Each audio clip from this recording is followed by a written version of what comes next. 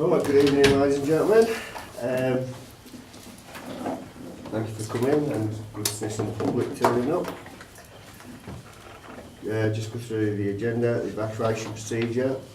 Fire drill is not expected, so if the alarm sounds, please evacuate the building quickly and calmly. Please use the stairs and do not use the lifts. Once out of the building, please gather on outside the Yorkshire Bank on the opposite side of the road. Exit by the door which you entered the room, or by the fire exits which are clearly indicated by the standard green fire exit signs. If you need any assistance in evacuating the building, please make yourself known to a member of staff. Please also make sure that your mobile phones are turned off or set to silent. Just to advise you as well that the meeting is being filmed. Apologies received. Christine Bennett. Christine Bennett.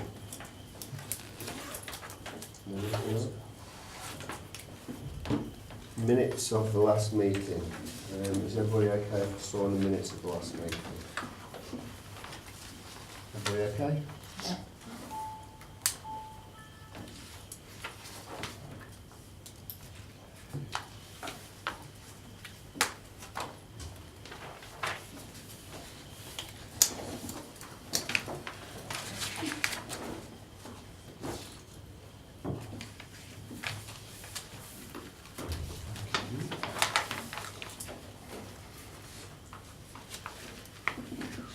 Public consultation. Declarations of interest. Is there any other apart from what we've got on the council website? No? Okay.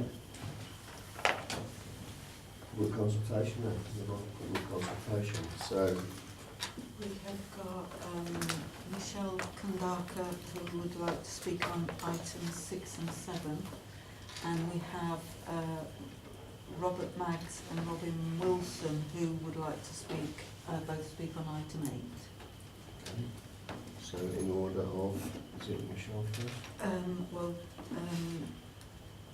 I think Brent has to give his report first, and then we invite Michelle to speak. Right, and over to you then, Brent. Thank you, Chair. So what you have here is the updated, new actually, Environmental Sustainability Strategy Action Plan, the key bit being the actions, for 2019-20, so 2019-2020, so the next 2 years, which was requested to be brought here at the last meeting in November, to get the panel's comments, views, suggested amendments, etc., prior to it going to Cabinet to be approved formally and then reported on and reviewed by the panel over the next 2 years. Ready reports. So in terms of the action plan, it's shorter than the one before, and that one in fact was shorter than the one before that, which reflects really the reduced resources that are available, both operative time and cash from external sources to be able to do stuff. So it's a more focused plan on what we can do. It still keeps the 9 themes of the previous plans. Those being community engagement, housing, that's both private sector and council stock within the area of the borough itself. Energy conservation, waste, land use planning, transport, procurement, air quality and noise management, and biodiversity. They're the 9 themes. So quickly going through them, Chair. Community engagement, we're basically going to be utilising our website and signposting people there.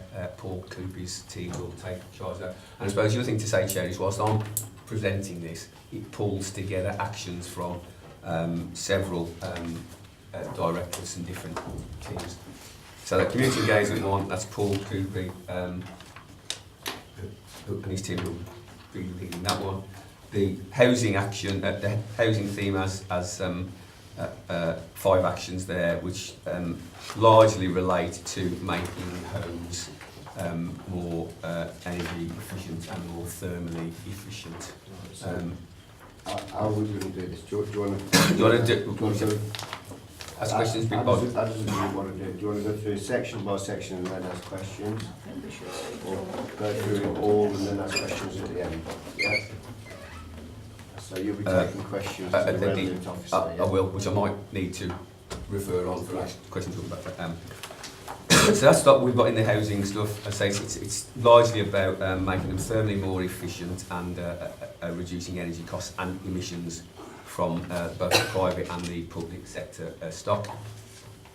The energy conservation theme that concentrates on us internally, making sure that our corporate buildings have at least a DEC rating of C. And then continue to reduce the electricity consumption we have across our building stock year by year. And just to remind the panel, the reason why we concentrate on the electricity rather than the gas is much more influenced by how cold the winter is. So if we have a really cold winter, we're going to use more gas than if we did. Whereas electricity, it's much easier to control because we don't really heat anything by electricity. It's much easier to control that, and it's not subject to the same weather related issues.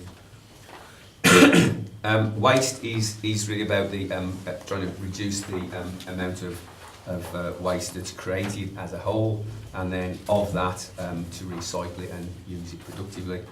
So targets there are picked up and looked at what we've currently achieving and how that fits into the Warwickshire Waste Partnership's overall municipal waste strategy. I think that's the right title of it. I think that's good. So it's how we fit into the bigger picture of Warwickshire then. Land use planning really relates to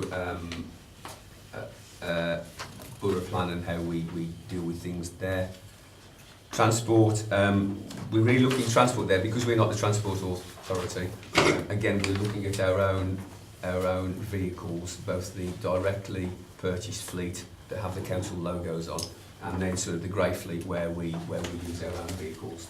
Myself, I'll use my own vehicle to go. So it's about how do we make that less of a or reduce its carbon and other noxious footprint on the Borough.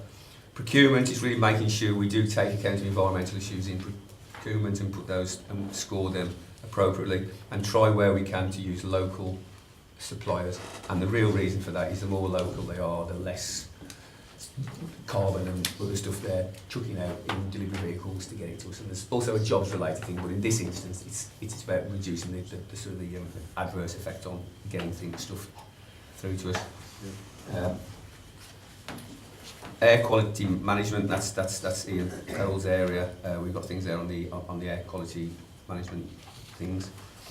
Then biodiversity, that's really about making sure that we've got green space in the Borough, and we look after that, recognising the important aspect that can have on the overall climate and ecology, and also the positive effect that green spaces and outdoor spaces have on people's well-being just by getting outside and enjoying them. So that's the areas that we've got, Chair. I say they're some of them are carry on. Some of the actions very much carry on and move us further down the road from where we've gone before. But it is reduced and more focused. So that's it. I'll try and answer. Some of them I'll be able to answer questions more thoroughly on than others. Yeah. Right then, over to the group. We'll bring Shelley as well. Okay. Thank you, Chair. There were just sort of a few bits that leapt out at me going through this as being not very specific or just very vague, not having dates or things, and not being very ambitious in some instances. I'll just run through the bits I have picked out.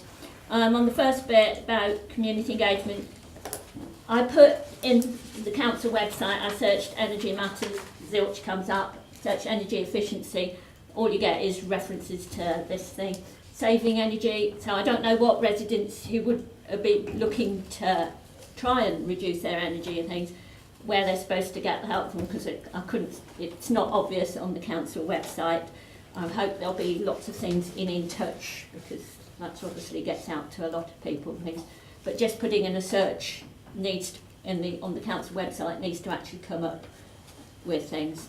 On the housing, at least 1,000 tonnes reduction of CO2 from baseline. What is the baseline?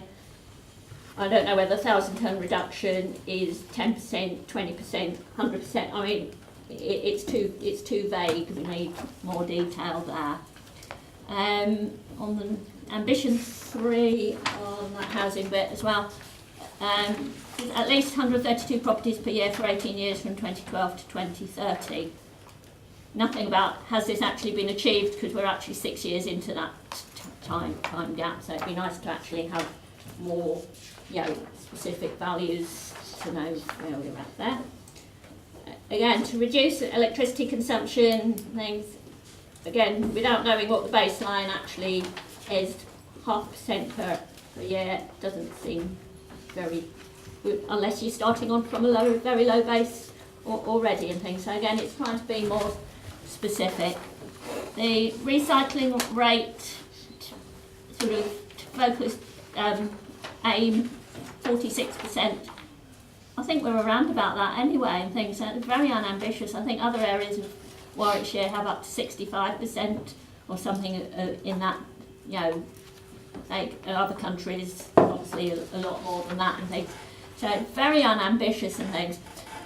My feeling is that you're putting low things and then you say, oh yes, we achieved our goal and things, rather than having a goal which is going to be harder to achieve and things, but then saying, oh well, we didn't quite get there, but we're well on the way. We've got, say you put 65%, well, we've got to 55 things, which is already up from whatever and things. So again, it's being more ambitious. I'm not worrying if you then don't, but aiming for something. 5, land use planning. Comply with policies within the borough plan to reduce. We've got loads of builds already, and they're not reducing. Nothing already in there to reduce traffic lights. So having it in the borough plan, which may be adopted by 2018, is. Yeah, sorry, Michelle, that's your formal. Points of clarification. Go on. Michelle, can you just clarify the bit you're saying about the borough plan? Well, I was just going to ask if any members got any questions for Michelle. So, has any member got any questions for Michelle? Okay. Michelle, can you just clarify the bit you said about the borough plan? Well, on the thing it says comply with policies within the borough plan to help reduce traffic growth, CO2 reduction and sustainable water resources. Well, there's very little in the draft borough plan that I found that really, helped with that. And of all those buildings, we've already got so many happening, and that's without all these plans to reduce traffic growth. So it just seems very, very vague and needed to actually be much more integrated in it way before the borough plan. I think there should have been supplementary planning guidance or whatever the correct term is. Before then. You have that answer? Anybody else got any questions for Michelle? Good. Okay. Thank you, Michelle, for taking the over. Greg, you took some other comments. I have, yes, I have, yeah. Okay.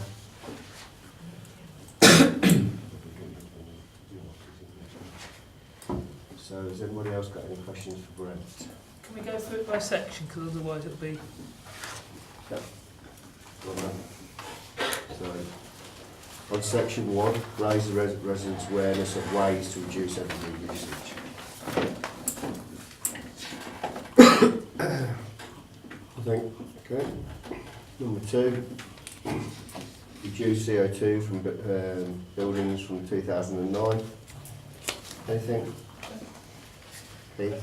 Going on to the point Michelle made, 1,000 tonnes, it's useful to, when you ask having a thing, is it 1,000 tonnes out of 20,000, i.e. is it 5% reduction, or... So it's useful to... But this is some of the good work we do, actually. Some of these hard to keep warm houses with the solid walls and things. Yeah, a lot of that stuff is actually really good, so I don't praise the council very much, but the stuff we do on housing is good stuff.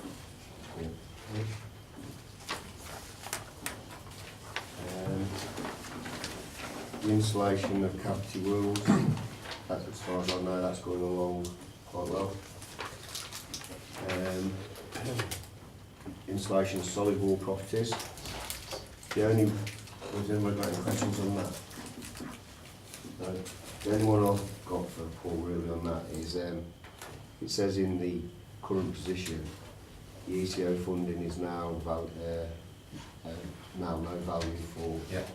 So I know they've done the gateways on the town centres, but what is left now for the solid walls? I was just wondering if there is any funding left. Is he applying for it? Yeah. I don't really know where he is with that. I asked him a while ago, so I don't know about that.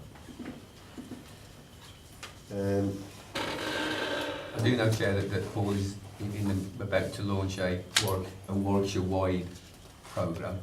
I think it's 175 properties they're looking to externally, but I'll need to check with Paul where that money's coming from, but there's money there to do. So he's found some from somewhere, but I'll seek clarification on what funding sources that are likely to be there or are there. What I would like him to do as well is explain to members, because we've got the timber framed ones and then you've got the solid walls ones, you've got different types of properties that gets different fundings for. If you could just explain what fundings are for which properties. Yeah. Keith? On that about the insulation, the council's done some good stuff at Carisbrook Ride Avenue, where it's taken all the tiles off and actually put some insulation behind the tiles and reclad. Is that any money going on to carry on with the rest of the council's housing stock, like Cleaver Gardens, and I think there's quite a few others around there? Well, Keith, that's what I just asked for. Put some clarification into different types of properties and what funding is available. It's also just for the whole of Grove Farm as well. So, yeah, are we on energy conservation? When No, we're on just here. No, it's still on the housing. So. Oh, okay, well, I'll wait to move on. Yeah, okay. Low carbon insulation. The only one I've got on that friend is measurement difficult due to non-reportable measures. Yeah. I'll ask Paul what that means. Yeah. I was anticipating that's what your question was. It? Yeah. Can I just ask, Chair, could you just explain SAP for me? I don't quite understand SAP. SAP is I'm buying a new SAP. Yeah. Okay, so SAP is the Standard Assessment Protocol. That's what it stands for. It's Standard Assessment Protocol. It's a way of it's basically a algorithm for calculating how energy efficient a house is. So it's now on a scale of 1 to 120. It used to be on 1 to 100. I don't know why they changed it, but the government decided to change it. What does it look like? The gadget that you use? No, it's not. So it's basically, it's very much like, you know, when you sell a house now or you buy a house now and you get the energy rating. Okay. It's a different way of ending up with your energy rating. So the higher the SAP score, the more energy efficient the house or flat is. So it's about, and we need to get some new software that you put, so you say how big's the house or the flat, is it solid wall or cavity wall, have you insulated it, what kind of central heating has it got, what kind of roof has it got, what's the insulation in there, all that kind of, so you plug all that lot in. It's also about which way does the house face as well, because you get solar gain and solar loss. So you put all that information in and it pops out a score at the end. So you can see where you've got properties with a low score, you can have a look and say, well, what would the score increase to if we put in a condensing gas boiler and thermostatic radiator valves? What would that do? If we put external insulation on it, how much more points does that give it? So it gives you a way of measuring how efficient, how thermally efficient and energy efficient your housing stock is compared to the rest of the country. And then also shows you how you can move that up. And again, it's like if you buy a house and it says it's got a C rating, you'll have an advisory report to say that, you know, the top 5 things to do to increase that are, have more loft insulation or put double glazing. So that's what SAP is. It's just a way of consistently measuring how energy efficient different types of properties are, domestic properties are across the country as a whole. You okay with that? So because A, B, C, D, E, yes. Yeah. So might be even putting LED. Some people might ask, Chair, as to why the government decided to have a 1:1 2020 scale for this lot and an A to G scale for other. Why they didn't just have an A to G for everything would have been a bit more sensible, but nevertheless I don't know the answer to that one. So you can pay for that if you want to. You get paid for assessment done on your house. Right, you want to come in Yeah. on that? Yeah, on item 3. It says to ensure the council's corporate buildings have a DEC rating of at least C. Yeah. How many buildings have a rating currently below C? Because it seems again like that's a fairly low target. So I was just wondering, how the situation was when it comes to buildings having a low rating. Currently, technically speaking, Yeah. 2, which are the Council House and St Mary's Road Depot. Okay. And just that you know that C is above average. So in terms of older build, so if you build, yes. Gresham Road is A. Yeah, I was just So about to ask if you about build, Gresham Road. basically, if you build a new building now, it will be A because you have to, and building regulations force you to do that. Of course.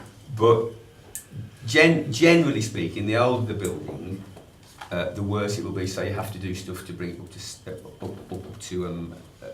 standard, and also what the building is used for. So swimming baths are inherently very energy inefficient because you've got a great big bath of water you need to keep warm, and from that big bath of water you get lots of evaporating hot air that you then need to take out the place to try and keep it cool. So swimming baths are really, but both of those are C, which shows that relatively speaking for swimming baths, Yes. they're good. So what action can be taken on the town hall building to bring that up to C standard? Okay, so town hall, we'd be looking at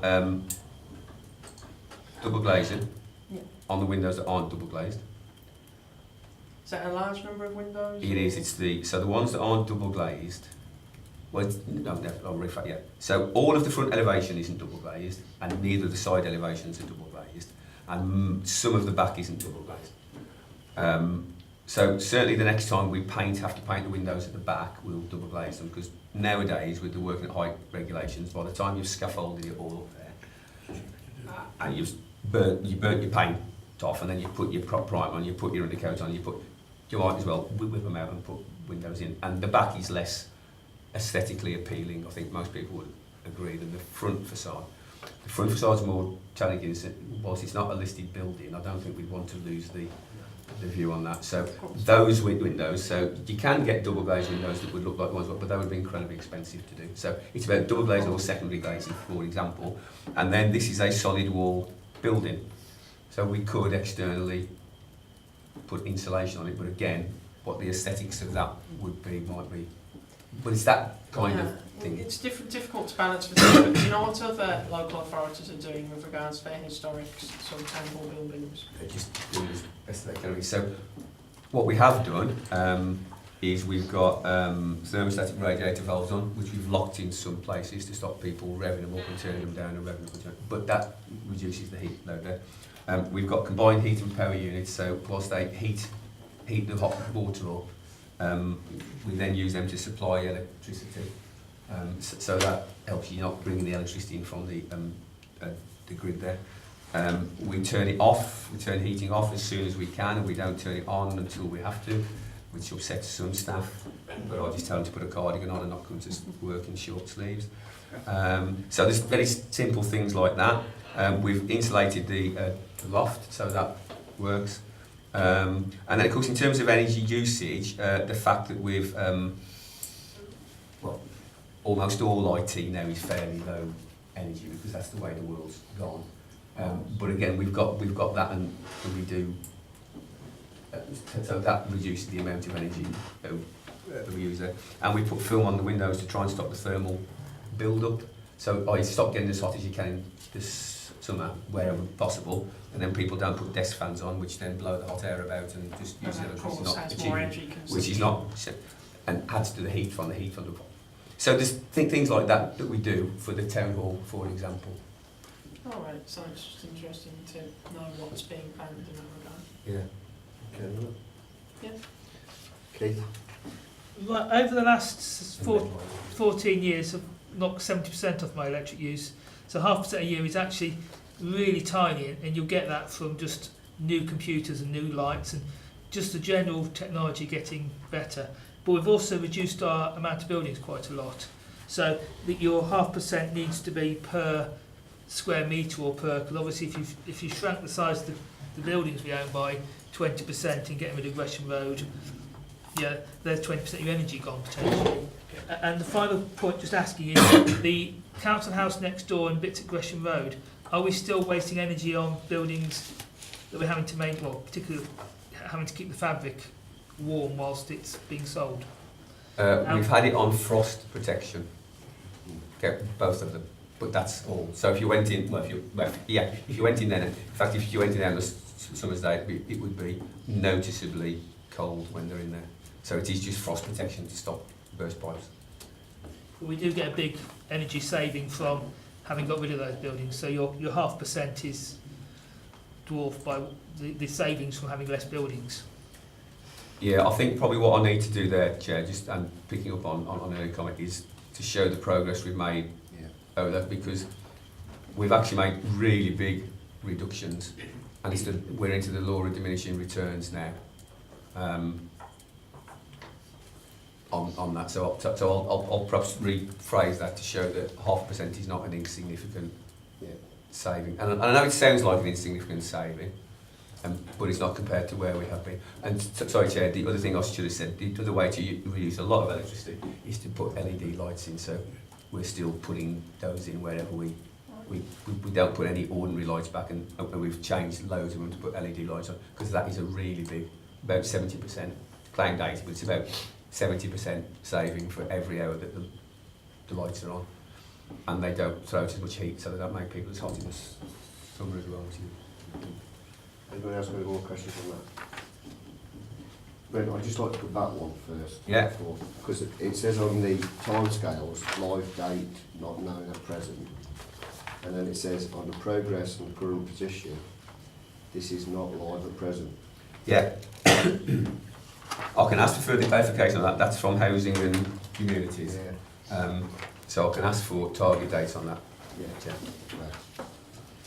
And then I was just going to say about the progress on the current, so if you could just fill that box. Yeah. Okay. 4, waste. Keith? Right, first, a technical point. Reduced total household waste per tonne, it talks about 490 kilograms. That's residual waste, so that's actually the grey bin only, isn't it? Because the waste per household is about a tonne per household. So just need to clarify, this is actually the stuff excluding all our recycling and composting. No, that's total waste. That's 300 odd, I think, the net black waste. Per household or per person? Okay, I'll double check that one. Okay. Yeah. And So you want some clarification on that? Yeah. because the word residual is quite important. It does say whether you're talking about the 54% or whether you're talking about the 100%. Yep. On the bigger picture, the targets are very, very unambitious compared to what's going on, and obviously we've got no money to make them ambitious, doing it on ourselves. But working with the Waste Partnership, we should be aiming for the 65% like they are in Wales, and we should be aiming to get the tonnage down. We haven't actually going to move very far from going from 502 to 490. Well, yeah, I'll tell you, the balance there, and I wrote it down actually, there's a balance to be had between being ambitious and realistic. Yeah. And what we've looked at there is our past performance, and that's improving our past performance. I think the recycling percentage as well is highly, highly dependent on green waste. Yeah, I think so the more we grow, so so I have particularly given thought to these about being realistic over the 2-year timescale as well. What we've agreed with the scrutiny is that we set realistic targets, targets that we can reach, instead of unrealistic ones that we can't. So let's reach that one first and then have a look at it again. Chair, for me? on that point, have we actually already reached 46 though? No. Because 43 and a bit. Yeah, I was just about to ask about how these were chosen, because if a lot of other councils are achieving much higher recycling rates, then I was just wondering what they're doing differently that we're not, and if there's been anything looked at, or with the new contract as well, whether the contractors have had any success in other council areas in increasing the recycling rates. Because, I mean, if we're setting a low milestone, then I can understand why, but because they want something achievable, as has been said previously. But if we can far exceed the targets, and that's, well, even better, and that just means the original targets are a bit moot if we've drastically exceeded them. Okay, very briefly, because it's a subject that could go on for hours and hours, Chair. Councils that achieve higher recycling rates than us tend to restrict the residual bins, so they'll make people have 140 or 180 residual bins. They'll have 3 weekly collection. They'll have separate food waste collections. So they will effectively force people into recycling. It's also, there's a direct correlation between socio-economic groupings and recycling rates, and also types of housing. So if you've got lots of semi-detached houses with space to keep bins and space to store their recycling, you'll get higher recycling rates than large areas of terraced housing which don't have that. So there are a number of factors that play into it as to where that comes from. You'll also get with, generally speaking, because councils count their green waste, their garden waste that's collected into their recycling total, and there's a whole debate as to whether that's a legitimate count or not, but it is, that's the way it works. Again, if you've got properties with large numbers of properties of semi-detached houses with large gardens in, or relatively large gardens, they'll create more green waste than you get from terrace houses and flats. So there's a whole raft of reasons why some councils get more than us. And not what I've tried to do, what I have done there is looked at realistically what do we think we can achieve over the next 2 years, and looking at if for example it was decided, and that's an enormous if, that all across Warwickshire people would go to a 3 weekly residual waste collection. That's a blooming big decision, isn't it? I can't see that's going to be taken and acted on and put into place in much less than 2 years, is it? So that's what I'm trying to do with this time scale, is be realistic, and still move us in the direction that we should need to be moved in. Also added to all of that is the financial issues around recycling and waste collection, and most people will have seen the news that China is now not wanting really much from the UK. Well, not from the UK, from the rest of the world actually. It's not just the UK they're picking on. Now that can either be seen as doom and gloom, or it's an opportunity for the recycling industry in Europe and the UK to start doing stuff that it hasn't done before. I suspect, to be honest, it's more of the latter than the former, but again, that's not going to happen in a much less than a 2 year time scale as well. So there'll be things there that, and really my point with that is, if you can't sell the plastics, it'll cost you more on the gate fee to put it in there, and we have budgetary pressures on what you can afford to do on recycling and what you can't do. Okay, so very simply, the projected outcomes and milestones are based on projections. Projections on what do I think realistically we can get to with improving what we're doing at the moment, but without doing a massive galactic change on how we do things. Not quite the word I was looking for, but I can't think of a big word. Change on what we do. Yeah. Okay. Can All right. So. Chair, has the council got a policy for going out to employers, going out to companies and so on, about their repackaging? Because again, on the news, Iceland are supposed to be cutting down on their packaging, and I've heard McDonald's are supposed to be cutting down on those plastic takeaway cups and things like that. Is there anything sort of in the borough that is likely to be, could be improved on? We concentrate our efforts, I have to say, on domestic dwellings, because that's the resources we've got. Having said that, we do encourage organisations that use the tradeways service that Coventry provide on our behalf to do all they can to recycle stuff. But I think the difficulty there is that primarily I would suggest, this is not a definitive answer, but I would suggest that is driven by financial priorities on those private sector companies.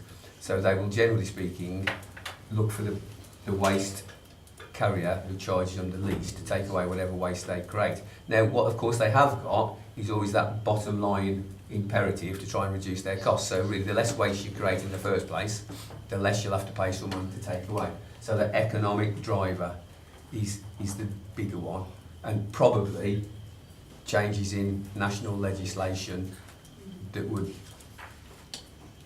hit private sector companies, and the bottom line is the way to go, rather than action by individual local authorities. And of course, if you're dealing with national retailers, they'll have national contracts in any case. Okay with that? Right. Land use then. Land use planning. Seth? Oh, just talking about the first part about the borough plan. I think that some sort of language change needs to be used on this. I accept that in the plan, you want to look at any sort of mitigation, but I think it needs to be referred to as mitigation, because this sort of phrasing makes it look like even more greenland is going to be available after the borough plan is implemented, and obviously that's not true. And in the short term, we've got to accept that until CO2 usage goes down drastically nationally, there will be an increase locally with 15,000 houses and associated traffic with that.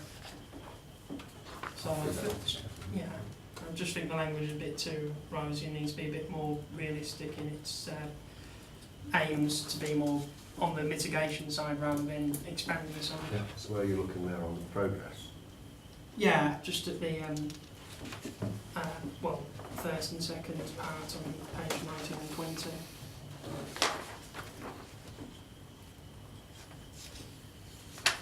Keith? Yeah, I mean, I could talk about the borough plan for We're not probably talking a about month, the borough but plan for ages, Keith. a key point on here is the environmental impact of the borough plan. Obviously, adding 15,000 homes could potentially add 30,000 people. So there's no way that you can reduce things. What you can possibly do if you do sustainable housing is reduce it per capita, i.e. So I think we need this concept that if you're building a bigger town, the town will have more traffic and whatever.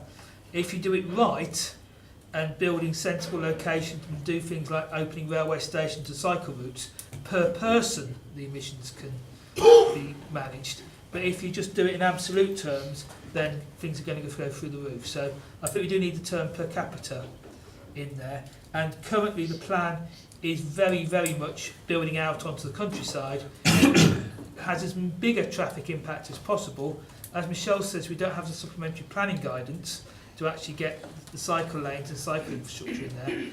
And we haven't got in the borough plan Stockingford railway station and things like that, which are absolutely Keith, wonderful. stick to this.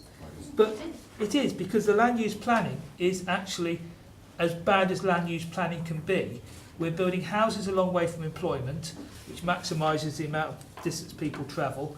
We're not building the primary schools. That will all come out in the borough plan, when the borough plan's decided. But as far as our sustainable plan is, we're doing exactly the opposite, and at least get the terminology right and mention about things like supplementary planning guidance, because we've got no aims in the borough plan on solar panels. There's a lot of things missing in there. Can you have a chat with Catherine about some of that? Yes, Chair. Okay. Next one, transport. Anybody, anything? Keith? We've done some smaller vehicle stuff, which is moving from bigger vehicles to smaller, which is really good. So I know Brent has always been looking at vehicles, and can we have a slightly smaller vehicle, which then not only gives you a advantage, you don't need such a big driving licence to drive them, but also there's gains there. Do we do much in the way of tracking or benchmarking how many gallons our drivers use per mile or per day, and are we actually doing any switching to electrics, hybrids and things, particularly because most of our vehicle fleet is probably diesel, which then knocks on to the air quality issues? Yes to the first one. We've got a vehicle asset management system. Some people might call it a tracking system, but we call it an asset management system. So that's there, and we look at anything that's out of the norm. And in terms of hybrids, electric, the answer is no. We've gone through that in the past. The capital cost is prohibitive, and because our vehicles do relatively small distances, because we're a geographically tight borough, we don't get the payback on the overall life of the vehicles, etc. So we have looked at that. Now, if which I suspect probably will be the case in the not too distant future, initial purchase costs drop dramatically, then we'd go for that, and that's just a similar decision to probably most of us would make individually. You've got to do an awful lot of miles to recoup the cost of shelling out a load more on the purchase cost of your car, haven't you? But once that purchase cost of your car drops and it's cheaper to run per mile, you can go for that. So no, not at the present time, but we keep our eye on that. But it is that initial capital cost that's prohibitive. And sorry, Chair, in terms of, so that's on the vans, you can do that. Refuse collection vehicles, you just need a diesel engine for the grunt. You can't shift the weight without a diesel engine. Present time. I mean, they might come out with something new, but you need a diesel engine to run an RC. Okay. The other thing I would say on that is, could you put in some of the things that we do, like the AdBlue and things like that, the different things that we do, to show that we are doing stuff. Yeah. Yeah. Could I just ask, please? It mentions training for drivers. Do drivers have to have an HGV or a special qualification, NVQ or whatever, in training? They have to have the driver has to have the relevant legal licence to drive the vehicle they need to drive. But what we give them on top of that is how not to shove your right foot down heavily all the time. So it's about using your gears, looking ahead, avoiding stop-starts, gradual acceleration, gradual deceleration, using your gears to brake, etc., etc. So that's what we're looking at, as well as defensive driving, i.e. trying not to hit anyone or anything, because it can hurt people and cost us money to repair our vehicles if you hit them. So that's the sort of the top-up driving that we do. It's about, you've got your legal standard you have to reach, which to bring it, personally my daughter has reached. You then have your tendency to stick your right foot down rapidly, which uses your petrol, which my daughter hasn't quite grasped that yet. And hence her MPG, for example, would be significantly different to mine. Even though, but I know part of that's because I've got grey hair and she hasn't. But it's those things. And when you're looking at, for example, on a refuse collection vehicle that only does 5 or 6 miles to the gallon in any case, that stuff that you do on you can make a big difference over the years. So that's the top of training that we give. Where does the monitoring come in on that? So on each vehicle you can see what their fuel usage or yes, what? yeah. Okay. Yeah. Bob? Is that where Coventry City Council come in that we send drivers there? They I think they come across to okay. So, well, yes, but yes, that's yes, where yeah. the link is. Yeah. Okay. Because when I worked at Coventry City Council, I was put on one of these courses. I must admit, I thought I can drive a car, because that was purely for car, small vehicles. But it was absolutely amazing. The course, it was brilliant. What come up on a good 2-3 hours, just going round and the tips and everything. It was fantastic, and I still use, and that was quite a few years ago now, I still use the same thinking. It's important for the drivers thinking and how they drive, and I think I am a better driver. Although I've had an accident recently. I've done the same course as well, and it is surprising that you do think. But that's probably because I'm getting old. So it is useful. Well, I have got it, but I don't relate to this really, so I'll email you about it. Anything else on that? Okay, right. Procurement? Anything? Julian? Thanks, Chair. The target of 25% for suppliers based in the borough, and you've only got 18 at the moment. I'd have thought you wanted to go for a bit more to support the people of the borough, the traders of the borough. That's the corporate target at the moment. So if you think about the amount we spend, so if you take fuel, for example, or vehicles that we buy, that's a lot of money we spend, but you've got to buy them from companies that are outside the borough. Yeah. So I understand what you're saying. That's on the, so it's that type of effect that we have, and so you're going for economies of scale, or you're putting baskets of purchase together to try and get your economies of scale and reduce your unit costs. To do that, you've inevitably got to go for the larger organisations that tend to be national, or well, at least regional, if not national. So you've got that compared to shop local but pay more. Seb? Yeah, I was going to ask about the 25% target. I was just wondering what progress has been made towards that. Have you been asking for more local quotes? Have you had any success recently in sourcing more local providers? I can get Liam, perhaps if I can ask Liam Loftus to provide some information on that. Yeah. Yeah, I'm interested. Do you want to do that via to get Liam to email them? Email Shirley then. Yeah. Okay. Just to put a clarification, is it 25% by monetary value, Yes. or not by Yeah. number of Yeah. workers? So. Value. Okay.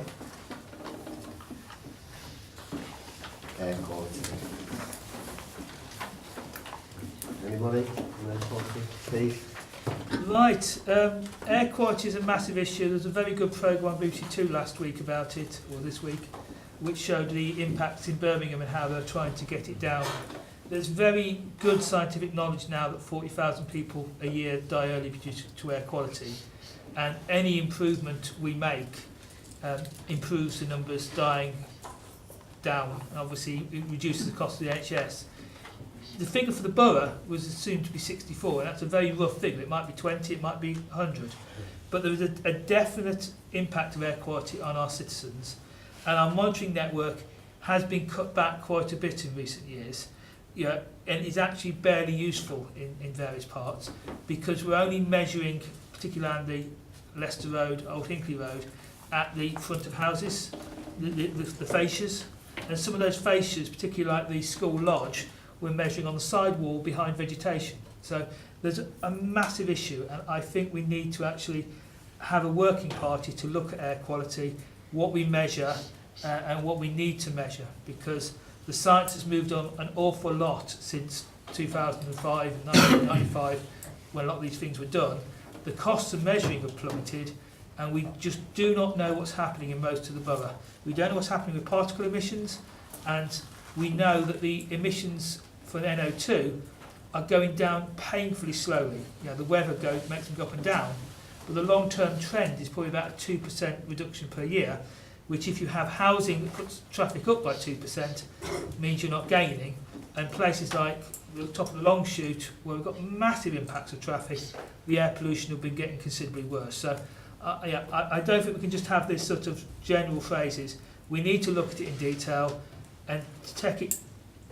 You need to measure the problem, we need to have better monitoring, and we need to be talking to the County Council, the Public Health Warwickshire, to actually get a better idea about what we need to do, because below the safe limit, if the safe limit's 40, at 39, people's health is being severely affected. It's not suddenly you get to 40 and then suddenly people have a health impact. Have you got anything to say on that? No. I can give some feedback if I can. The monitoring network hasn't been cut back. We have mothballed the air quality automatic monitoring station, but we retain the use of an extensive network of passive diffusion tubes. Our monitoring programme is fully compliant with Technical Guidance 16. Facade monitoring is the correct location for air monitoring because you're measuring exposure of individuals, not roadside, and that's one of the reasons we've moved some of the tubes towards facade, because it's the recommended best location. You don't need to do a mathematical calculation to assess or calculate, estimate the drop-off from the roadside. We do work with Public Health Warwickshire. We actively work with them through an air quality forum, and we're happy to do so. The monitoring system that we have and the results that we get are independently assessed by air quality consultants, and the statement in that final column is accurate. Thank you for that. So, Yes, I've not heard much about this forum before. Is it possible for them to give some sort of presentation to us regarding the work that they do, so that we can understand this better? We've heard a lot about this lately, so I'd like to find out whether we're following best practices or whether we're just working within legal rules nationally. We are working with air quality colleagues in a variety of different agencies, and as I mentioned, including Public Health, who are the sort of coordinating agency. We have an annual status report due to be worked on and a revised air quality action plan to be prepared. Would it be best if we wrap up the Air Quality Alliance into that at a future meeting with the panel, so we can do an air quality update incorporating anything that might be relevant? I think the more thorough the better, that's just my view. I think it would be good to get something like that together and perhaps get county to come along as well. That'd be good. Lots of county information. Trish. Thanks, Chair. It says air quality and noise management. Are we good on noise management? There's no actions. We have a responsive, well, first of all, at the sort of planning side, if there are noise implications, they're addressed in sort of responding to the planning application. But a lot of the work of the environmental protection team is responsive work to where people are concerned about noise, complain about noise. We investigate noise, see if we can substantiate a nuisance, and if so, we can take legal action, including taking away stereos and equipment that does produce noise. So obviously that's quite a significant part of the environmental protection team's work. I was thinking more of traffic noise, but we don't need any action targets for that because there's nothing there. Just wondering. It's only really, I think, from our point of view, environmental protection from the planning side, where environmental protection officers input into assessing the application. Yeah, so when you get a new application, things like banks are built to separate the roads and the housing and things like that to have everything noise. If it's anticipated that the level of noise will reach certain thresholds, yes. Yeah. So on this report, we're just to monitor, and we're doing all that we need to do on the monitoring, and that's a bit disappointed there really, Keith, that you're not backing me up on some of the suggestions going forward to county to reduce some of the emissions in town centres, but there you go. Jude? Is it, when we talk about monitoring of noise, traffic noise, is it not part of any planning application that A, the Environment Agency, B, the Highway Authority, they are the people responsible under consultation when a planning application is submitted to come back with the either they agree or they disagree or they won't accept it or they do accept it. Isn't that their job rather than our environmental health department? Yes. Yeah, that goes to all the different sections. And just got Keith first. Keith? Yeah, I'm very disappointed we're still not getting to admit that air quality is killing people early and ruining their health. We have got, what was going to happen about the monitoring network? We've got things like the Lodge, Eton School. where the tube's the wrong distance. It's on there's a lot of issues we're not sorting out of air monitoring. And on Midland Road, Corporation Street, we've been above the legal limit at the facade forever, and we're still above the legal limit on Midland Road. We're not doing anything on our action plan. Okay, as I said, this is about the monitoring, and we are doing what is, you just had that explained, that we're doing what we need to do on that. We need to get county to build better roads that don't bring all the traffic in the town to go out of the town. If you want that to happen, This Chair, is just about this report, Keith. We're not getting into a battle on this. if you want that to happen though, you do need to measure that the air quality is above the thresholds, and we're not measuring enough. All I can repeat is that our monitoring regime is fully compliant with all the legal requirements. Yeah. Chair, may I ask Steve, I haven't noticed anything on light pollution, and I wondered if there is a policy on light pollution, you know, how bad does it have to get before you act? It can be deemed to be a statutory nuisance, and we can take action along those lines, and have done. We investigate complaints, and if we can justify a nuisance, we can take action and have done so. Okay. Biodiversity. Anybody on that? Okay. A big amount of work is done by a massive amount of volunteers and council officers. My wife works with the volunteers. Occasionally I help out for the thing in winter. So there's a lot of good stuff done, but we're just so understaffed in the Parks Department for doing this, and we've lost our tree officer for probably about a year, and we just got such a backlog. Yeah. Can we get more money, or use some of the money we're getting out of the developers to actually start to fund, to actually catch up on a lot of this biodiversity work?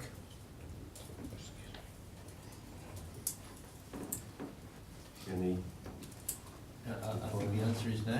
I think the answer is that the council will need to set the revenue budget in the way it needs to set that with the relative priorities, Chair. So that's a budget. That's an overall budget setting matter, isn't it? Yep. I don't think we can use Section 106 monies to fund revenue. You can't do that. You can't do that. But if I may, Chair, just trying to get the number of trees up and some of those, yeah, we do get parks and open spaces contributions to actually do the physical stuff, yeah, to actually improve and mitigate. They all looked at each planning application, as far as I'm aware. Okay, Seb? Yes, I was just about to bring up what it says in the progress area, where it says about grants management and conservation volunteer work. With regards to, well, there seems to be an increase in the number of volunteers, which is a good thing, and it's something that the Borough Council should be welcoming. I know in particular in my area, Borough Council officers will be meeting with, Friends of the Nook soon, which is good because we need to sort of get some common ground and compromise with that after some difficulty over Christmas, which we won't go into. But a lot of these groups can apply for grants from outside bodies, which would, remove a lot of the cost on the Borough Council side for particular projects. And I'd just like to ask that we can put in this report as a sort of ambition that we'd like to give volunteer groups, with the proper supervision, the sort of more of a free rein in applying for these grants and, being given the blessing to apply for these grants in future, because there's a lot of potential funding which we've been made aware of, and it would really be great if the Borough Council sort of said, yes, you can do this.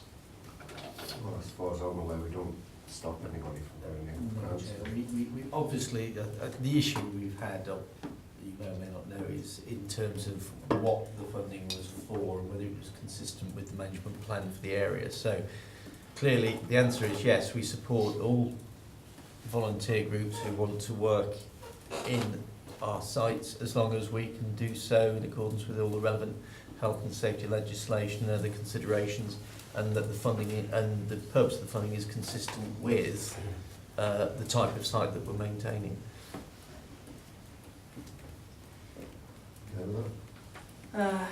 yes, other than is there a commitment that you'll at least be open-minded to changing these plans as more funding becomes potentially available to sort of take that into account?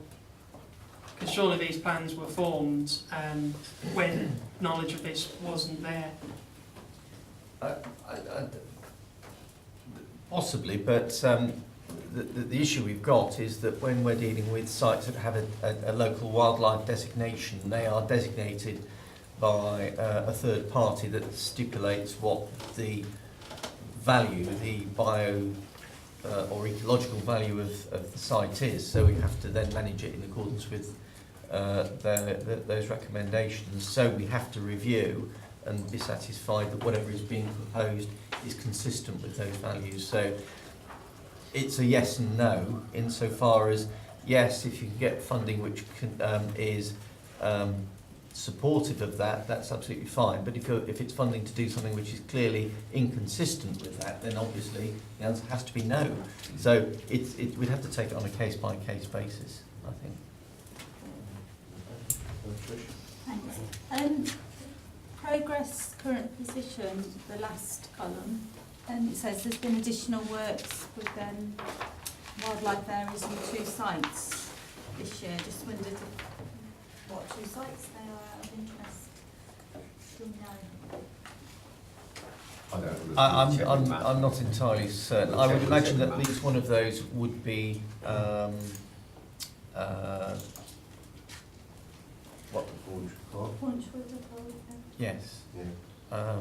But as you say, I think we'd need to come back to you. Can with ask might give us a report on that. Yeah. Well, send it to Shirley. Yeah. Just detailing which sites and what work's being done. Okay. Everybody else happy with that? Why there's a lot there.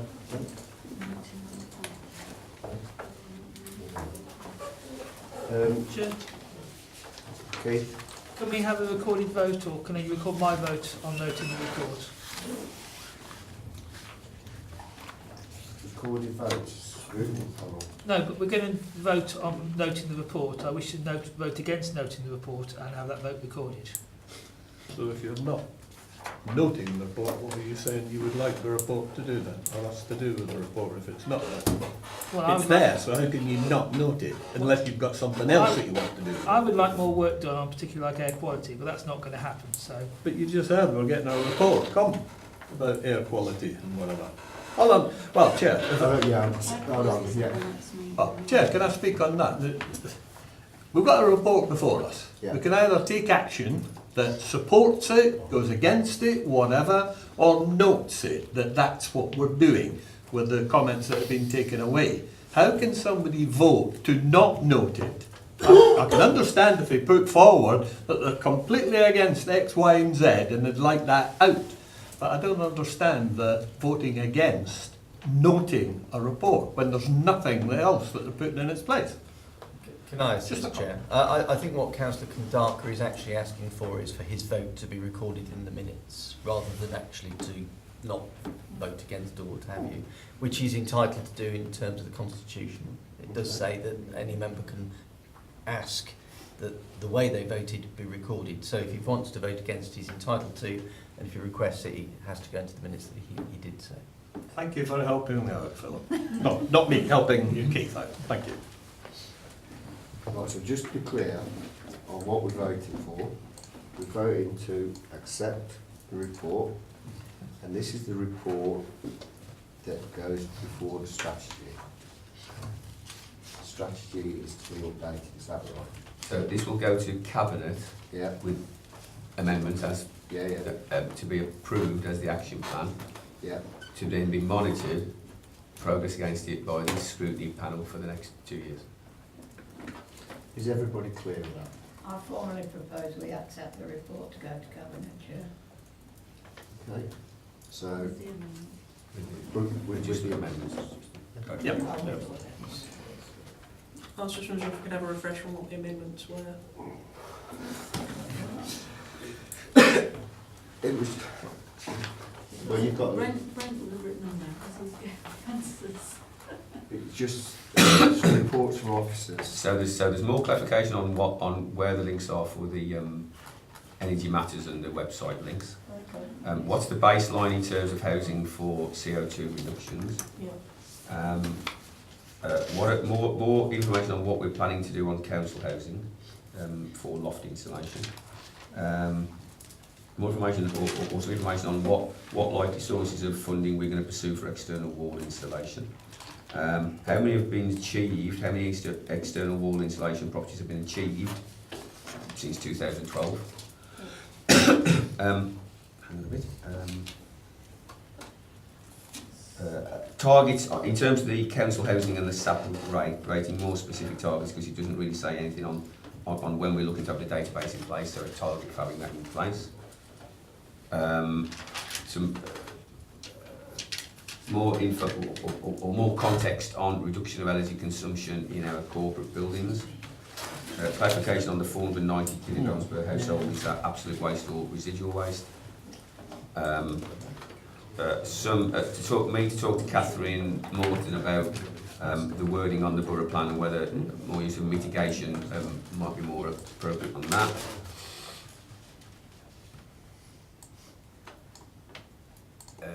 Just a bit of context about what we do about carbon emission levels from our vehicles, sort of, the defensive carbon, etc. Liam was going to provide you with some information on procurement, but that's not in this strategy. And then Matt Crossley to provide some information on which of the two sites. Unless Wendy's going to tell me any different, because she's taking it. Now is everybody clear? Yep. Okay. Right, so to accept the plan then, to go towards the cabinet. Is it June? Has June got a seconder? Yeah. Right. To accept the plan then, all those for? Yeah. 1, 2, 3, 4. Against? Can you please note my vote? I think the camera on, don't it? Okay, thanks. Yeah.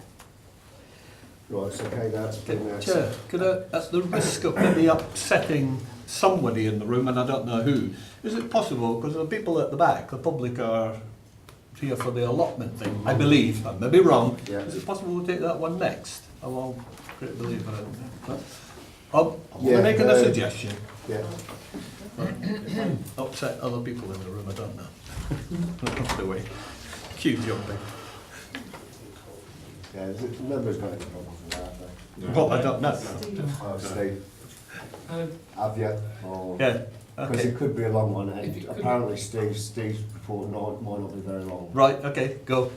Up. That's fine. Yeah. Whatever Right. you decide, I Chair. don't think it's controversial. It seems relatively straightforward. I'm happy to You've been to here a speak while, it might be controversial.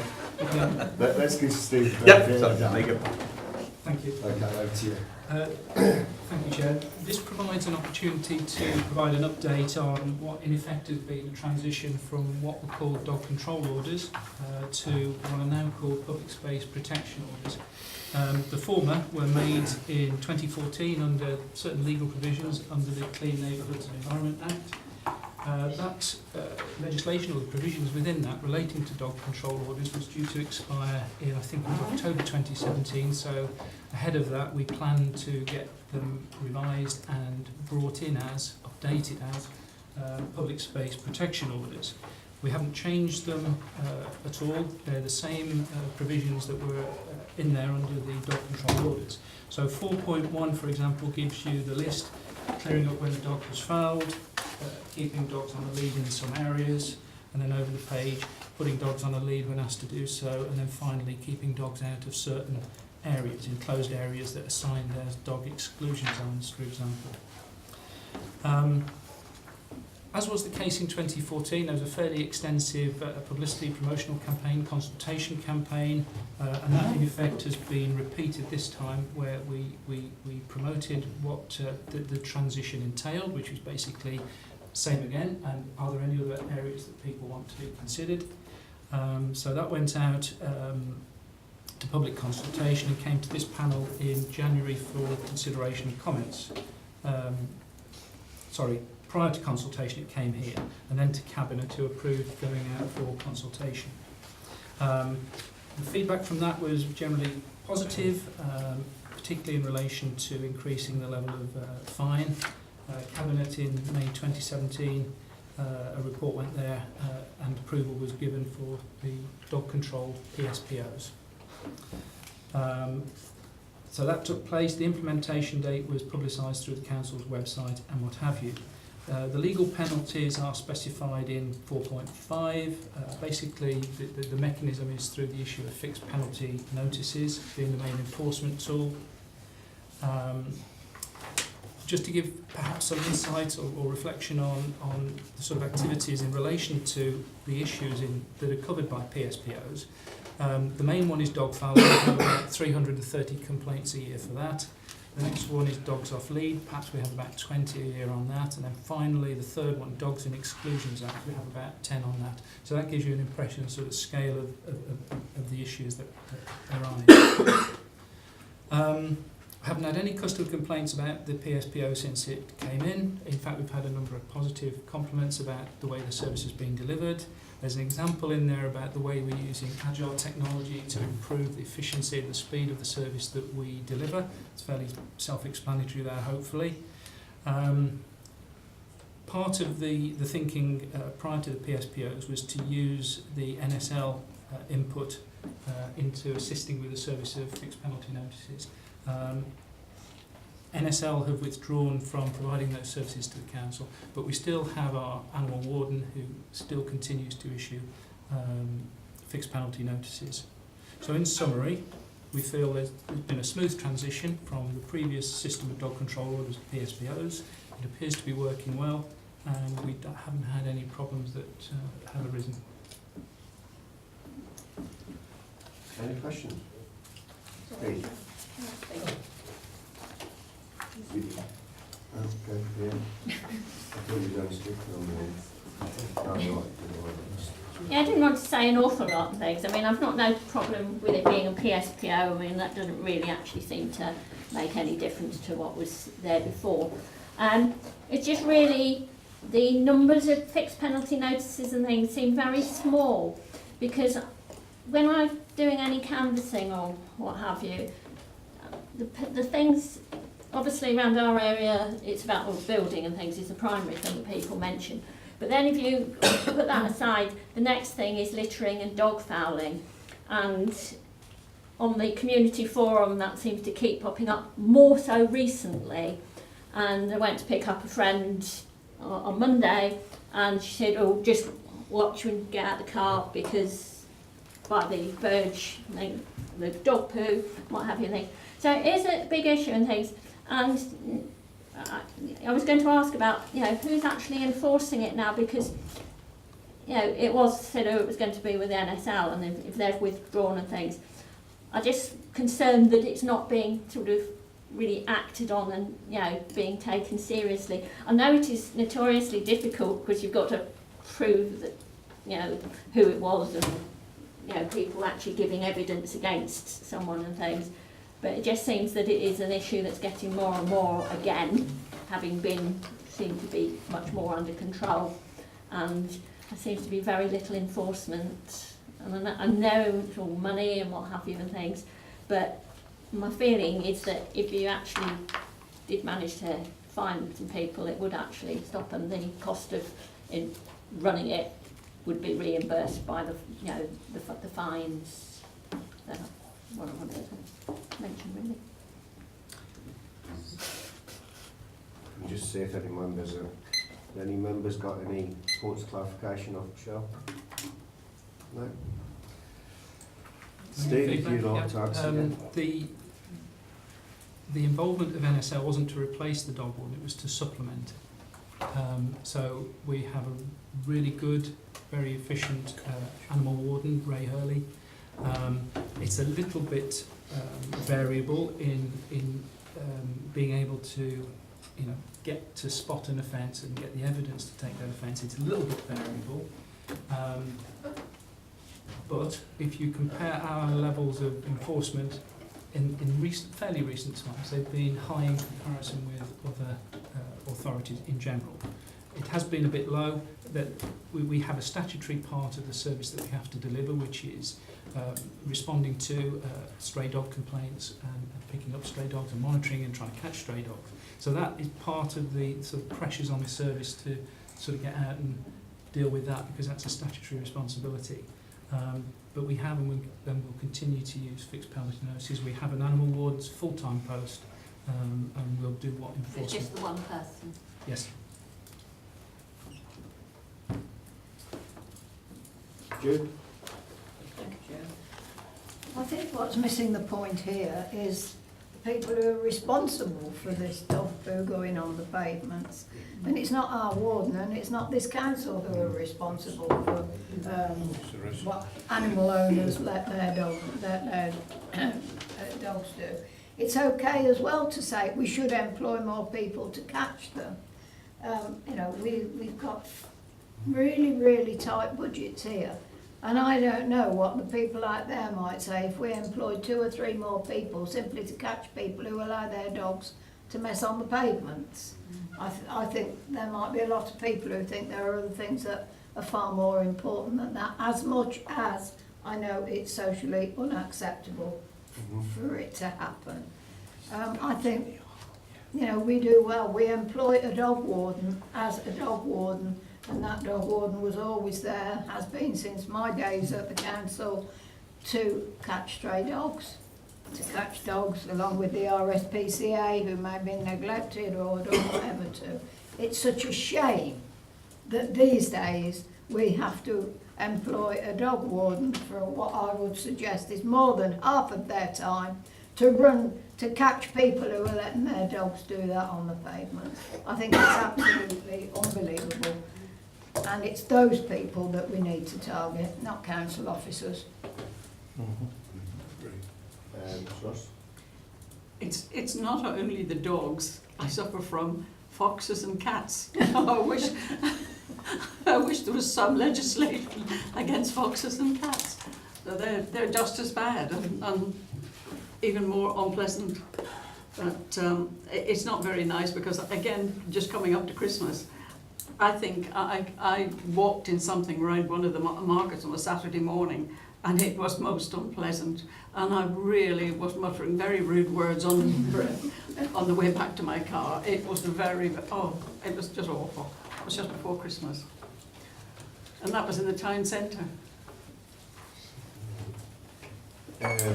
Keith?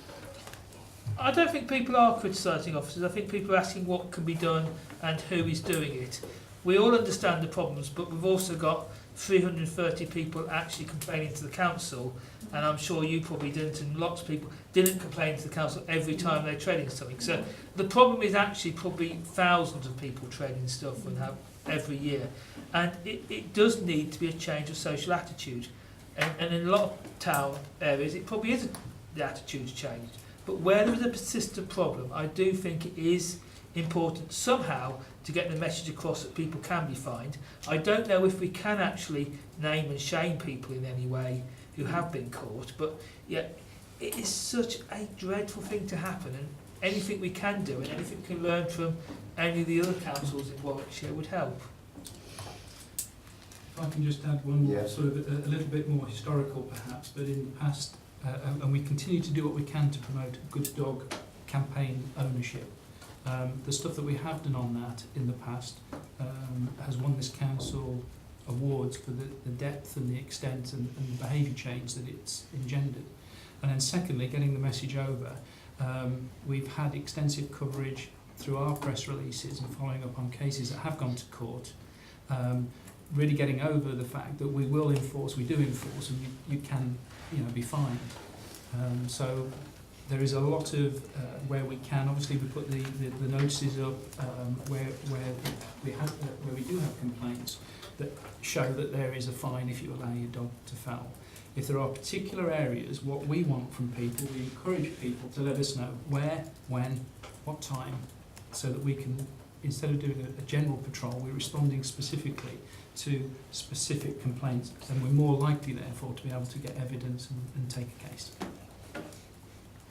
So, Well, absolutely. I don't think anybody's criticised officers. In fact, I'd quite like to thank Ray Hurley, because he's done a very good job as dog warden whenever I've had to deal with him in the past.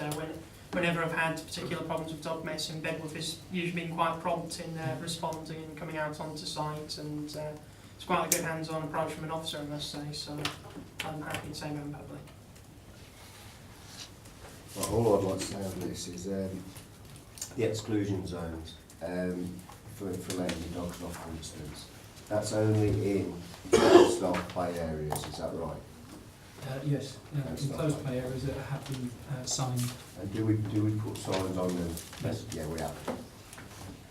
Right, so we've done all that's all that we can. And that's in accordance with the provisions of the legislation that governs it. Perhaps also be worth putting the amount of fines and things in, another communication, in touch or something that goes out, and the fact that we would like people to report this if it's a persistent problem to them.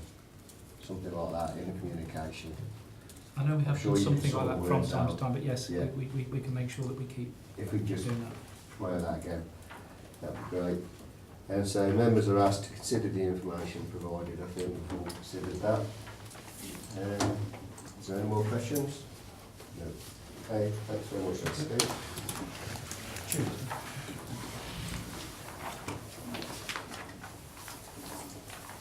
Right, allotment strategy.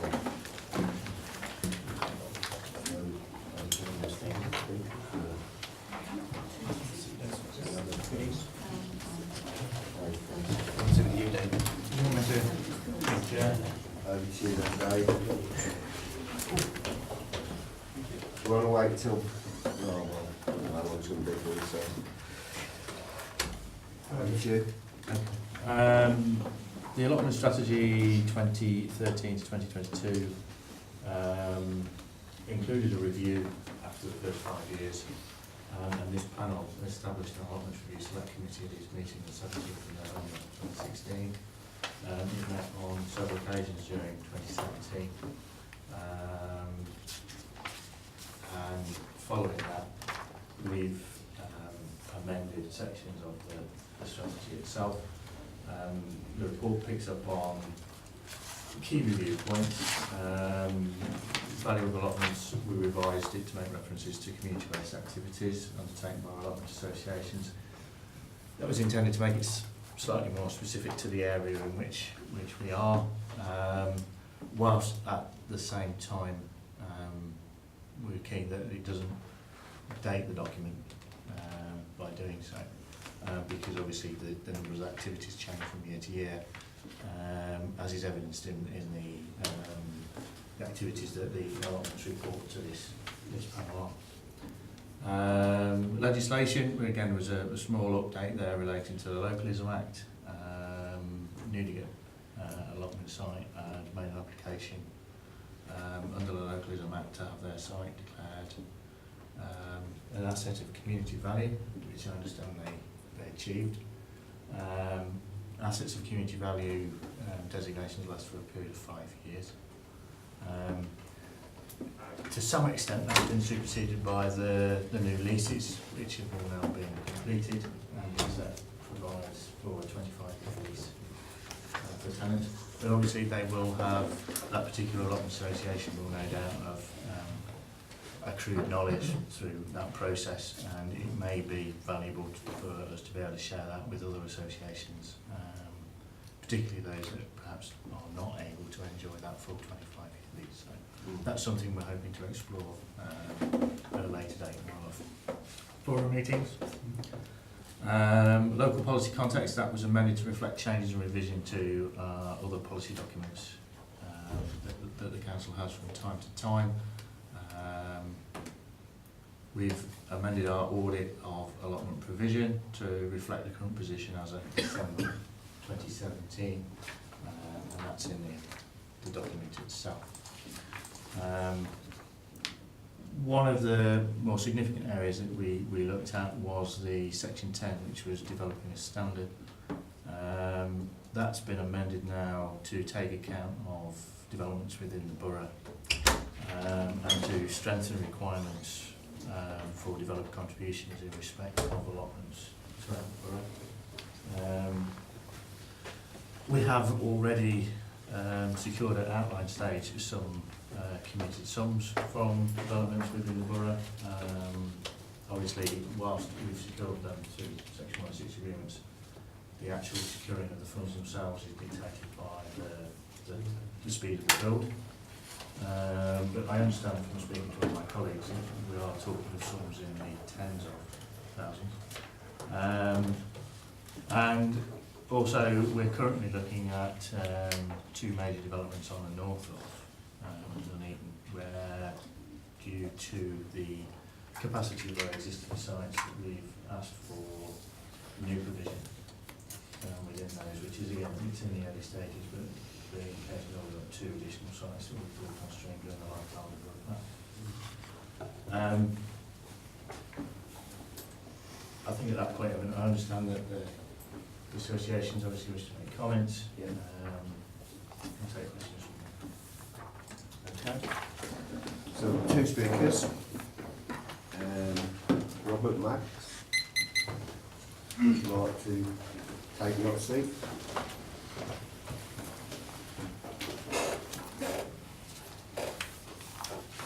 Thank you.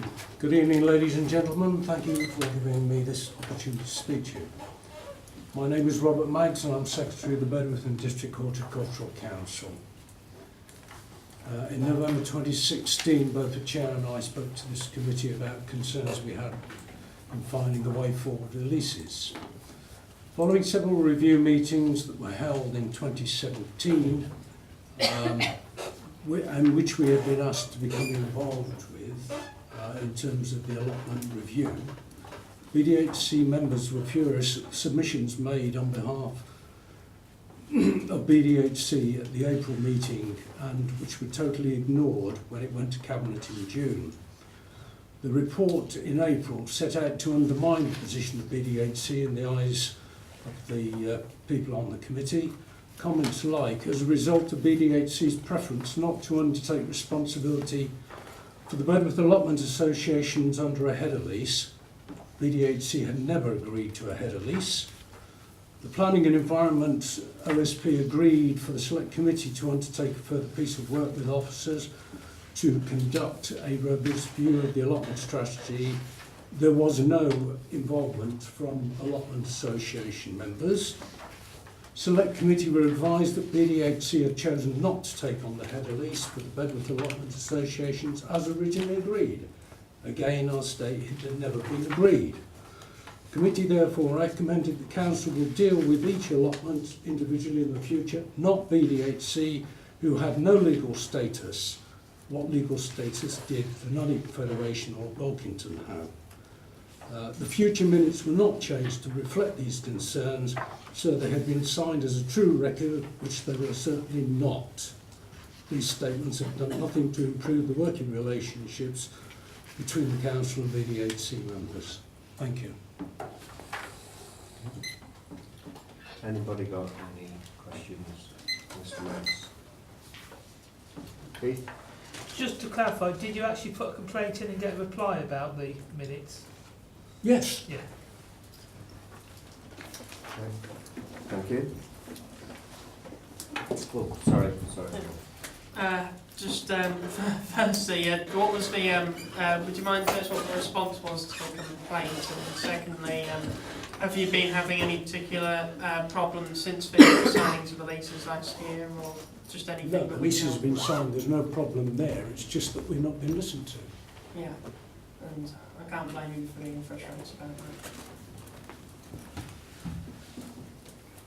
No, Robin Wilson, please.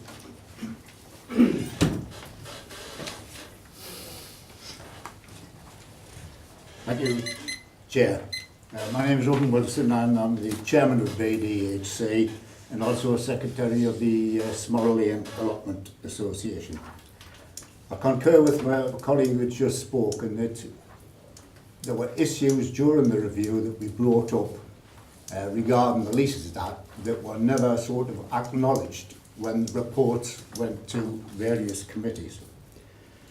But I would like to stick to the new release, the proposed review. My first impression on reading the revised strategy is that it is full of fine official wording and stated aims of the council. I'm sure it ticks a lot of boxes, and it does. It's rather a large document to really absorb in the space of time that we've had. There's quite a lot in that the council expect the allotment associations to do, but I find very little content in the review on how the council are going to help associations in achieving their aims. The past 5-year strategy, other than finally signing the new lease, has achieved very, very little, if anything. I would like to remind you that the BDHC brought the issue of the leases and not quite the review to this committee because we were concerned about the lack of progress. However, we are where we are at the moment. And BDHC would like now to move forward in a manner of trust and cooperation. This may be difficult as relations between the council and BDHC are at a very low ebb at the moment. And if I could just finish on the note, Chair, a lot of reference to the National Allotments Association has been made in the revised strategy. So I would like to quote from the document produced by the National Allotment Association regarding devolved management, and a caption, commitment. Which level of devolved management is chosen, it must be seen as a partnership between the council as providers of a community service and the allotment holders / association as users. No self-help scheme can work if a them and us attitude exists. Any progress or agreement needs complete trust and confidence between the parties involved. And I think this is the most important part of that. It should be remembered that the council have the ultimate responsibility for the provision of allotments. It should not, therefore, be seen as a way for the council to absolve itself of responsibility, or for the society, as a matter of fact, to feel that they could do what they like in the future. Thank you, Chair. Anybody got any questions? I've just got one. You said you couldn't absorb it all within the space of time that you've received it. Can you tell me when you received it? We received it when it would be a week ago, when it went into the thing. There is quite a bit to absorb and to what a democratic organisation, and to discuss with our members whether they agree with the new strategy or not. We've not had a chance to discuss it with our members. That's basically the point I'm getting, Chair. And just one other question. You say you've achieved very little. Can you just expand what you think? Well, in the initial review, it was stated, we sat on the working party, the initial review was that there would be, from the commencement of the review, there would be technical advisory notes made out, there would be a forum set up to meet yearly between the associations and the council, and for whatever reason they were put back and put back and put back. And 5 years down the line, we are now again saying that we will start looking at technical advisory notes. I would have thought that should have been done at the outset. We finally signed the lease through, there was a lot of confrontation, and there was some very robust meetings between officers and members. But other than that, for the man that digs his plot, there's been very little achieved other than to be told you're on your own now. And that's it, very little achieved from the original thing. Now, I would only hope it goes forward on that.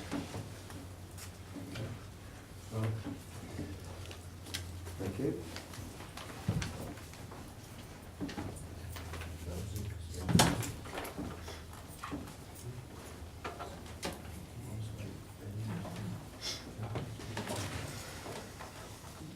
Dave, you want?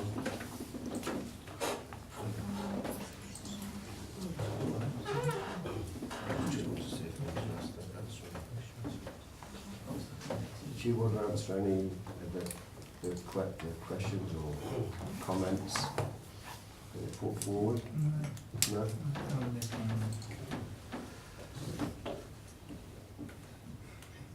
I haven't put my name down, but I've just heard an issue. I'd like to ask a question of Dave, if I may allow to.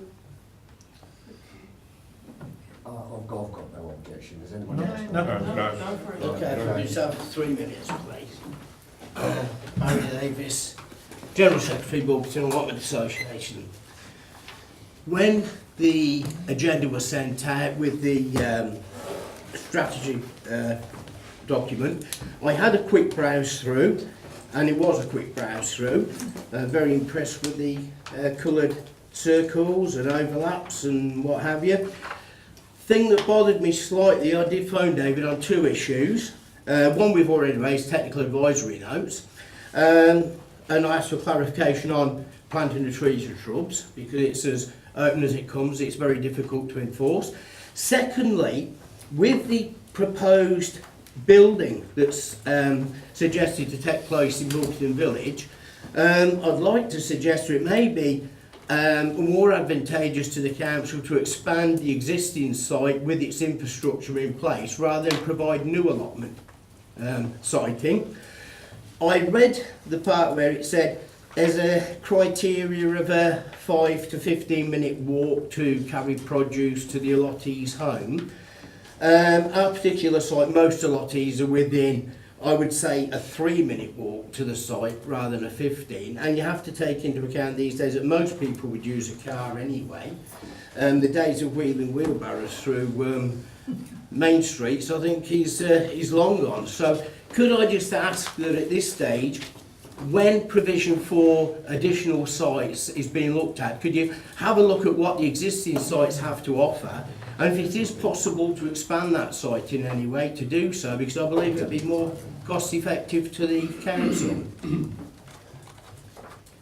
Other than that, as I say, TANs I think need to be produced with full assistance of the individual allotment sites, because we all have individual problems. Or it may well be that rather than a member phone the council and say, I've been asked to move this, we've got some documentation that says, well look, you've planted a tree here, it's now exceeded 3 to 4 metres in height, you've got to be able to maintain it. If you leave your plot up, it's down to the individual association to remove that tree, which can be expensive. So we need some guideline on how we're going to get assistance when members do leave sites.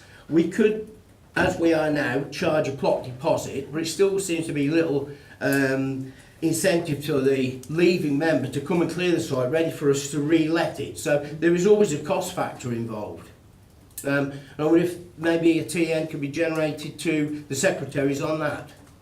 That's it. That's all I've got to say. Thank you. Any questions? Sorry. Keith?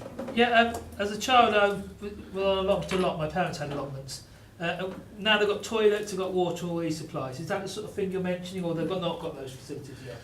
I believe most sites have them, but we're still a long way from providing sensible water supplies and sensible toilet facilities. I mean, very few sites have disabled facilities, and yet we're encouraging gardeners from all walks of life. We always have to operate a unisex toilet, and children are on site also, and with the best will in the world, we put notices everywhere, but you know, it's very distasteful at times to use the toilet facility, so we do need to, again, police that side of it. But we are trying to bring the allotments, and I think everybody would agree with me, from the flat cap and ferret era to a more sociable, a more welcoming, family orientated activity. try and get people out of lycra and centrally heated gyms to allotment gardening. They will get all the exercise they need, it's in a fresh air environment, and they can eat what they're producing at the end of it. You know, I drove somewhere last week and it was £15 an hour to walk in and exercise. Most sites will rent you a plot for about £20 a year. You know, no lycra involved, no special drink cups, no wacky clothing. On you go, you do your gardening, and hopefully you grow things, get a little bit competitive, you swap stories. You know yourself, on every allotment site, we've got every legal whiz, we've got every medical whiz, we've got many social work, they're all there, you know. Very much like the fishing community, we all grow the biggest whatever that's ever been grown. And to encourage that is far better than watching somebody work out on a bike or a rowing machine. You know, and I think we've got to push that, we've got to promote that. And the allotments are a fantastic movement, they still are, but they need dragging into this century and encouraging people who've never had an allotment. Come on, you know, it's not the old guys' environment. Let's get the young people involved. Let's get them active on there. Because after all, they're the next generation of gardeners. And as I think cheap food's going to become a thing of the past very quickly, what they can grow is what they can eat. It's got to be good. Okay, thank you. Okay. Yep, thank you. Right then, members. Well, having sat on the working party and with the holders, the allotment holders and so on, and I'm just a bit disappointed that there are some concerns that you still have. I like to look at the report and just see the positive side, in that the leases have been signed and at least there is 25 years of, you know, security behind it, and I'm really pleased about that, because it was a long drawn out, you know, meeting and to reach agreement, and I'm very pleased about that. So I hope that's at least a positive you can take away. Yeah. Well, for the one who started this, I'm glad that it's got this far, to be honest. So there you go. I didn't realise it was 2013. How time goes when you're having fun. Right. You got an allotment, have you? I did sign up for one. I did sign up for one and I never went, so. Of course he has, look how fit he is. Yeah. So, over to members then for questions on the report. Any questions for Dave? Dave? There was a mention of an annual forum or an annual get-together of some kind.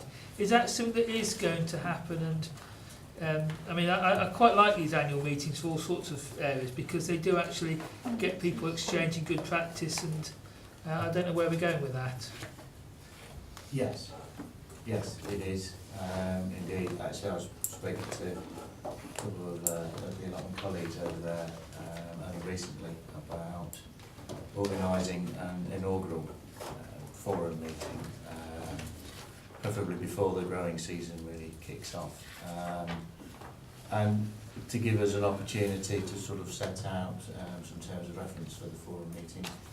I've stated in the strategy it was always the intention that it would be a sort of a rolling chair arrangement, so that everybody has an opportunity to hold the meeting. Again, from the point of view of promoting inclusivity. So yes, we will be holding one. I think the intention was to try and hold two. Chair, do you think we as the councillors could be notified when these meetings are taking place?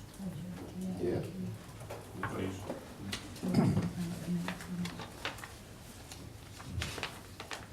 I think send that to your council. Yeah, please.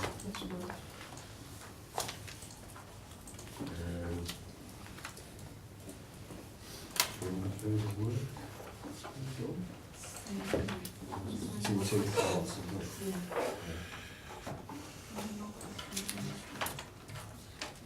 Right, so on the strategy, members are asked to consider the information provided. Is there any more questions on the strategy? Because this is in 2 halves, that sort of thing. Well, no, you've got the strategy, and then you've got the allotment action plan. So, do you want to ask questions on the strategy? Chair, I'm going to admit I'm confused. Right, okay. Right, okay. I can remember coming to a meeting, I think I was a sub on it, when allotment people were here before. I was a bit confused that night, but I thought, oh, hey, oh, we're moving forward and whatever, and it seemed all good. When I get this paperwork, and I have to agree, it's a big bundle of paperwork. I'm not the fastest reader in the world, so I was struggling my way through that. I come tonight thinking, oh, everything's flying. But what I'm hearing is something different from that. So that's why I'm a bit confused. Well, I don't know what other word to use. But the comment I'm going to make, it says, what is the panel being asked to consider? And it talks here about considering the strategy and any further submissions provided by the allotment associations. But what I'm hearing is they've had trouble digesting this within a week, and I'm just wondering, do we need more time for them to put things in? Would that be helpful? I don't know. Would it be helpful to them, to us, or whatever? From the actual strategy, and I've not got an allotment, other people are trying to encourage me by the day to have an allotment. You know what, I'll say it again, it's too much like hard work. I am a fine specimen as it is. But I'm just looking at that bit and I'm interested in that. Could somebody just tell me, is more time needed or can we go on now? Now, I don't know whether I should have asked the speakers that or what. You see, I'm confused on it, because I thought the allottees were happy now, but clearly not. Dave, do you want to... The wording was intended to obviously, we've had the review, we've amended the document. The document that is before you is currently a draft for everyone to consider. So from my perspective at this time, it's not the final document. Okay. Yep. Because this meeting may well realise changes that we need to go back and incorporate before it goes any further. So that was the intent that I was seeking to achieve by suggesting that further submissions, people who've seen this document, I appreciate for some it's been quite I usually pride myself on trying to be concise, so, and to be said that they've written a lot is concerning. And it was to make that offer, this document, you've got this opportunity, if you have issues that you wanted to raise, it gives me an opportunity to incorporate those before it moves forward. And that was its intention. Okay.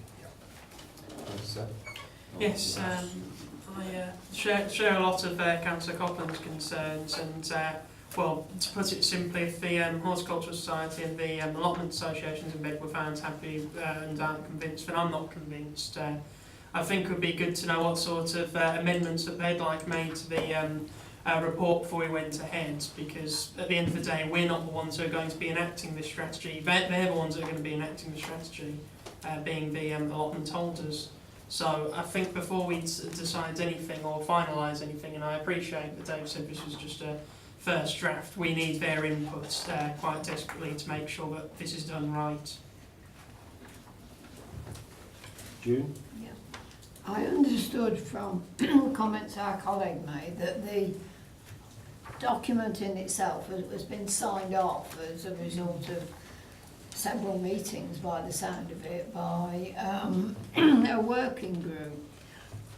One thing I do notice, and I'm grateful for the speakers coming this evening, is that there doesn't seem to be, I could be completely wrong, a lot of any problems with Nuneaton allottees in relation to it. It's just the ones in Bedworth and Bulkington, and I don't have a problem with that at all, if that's where the problems are.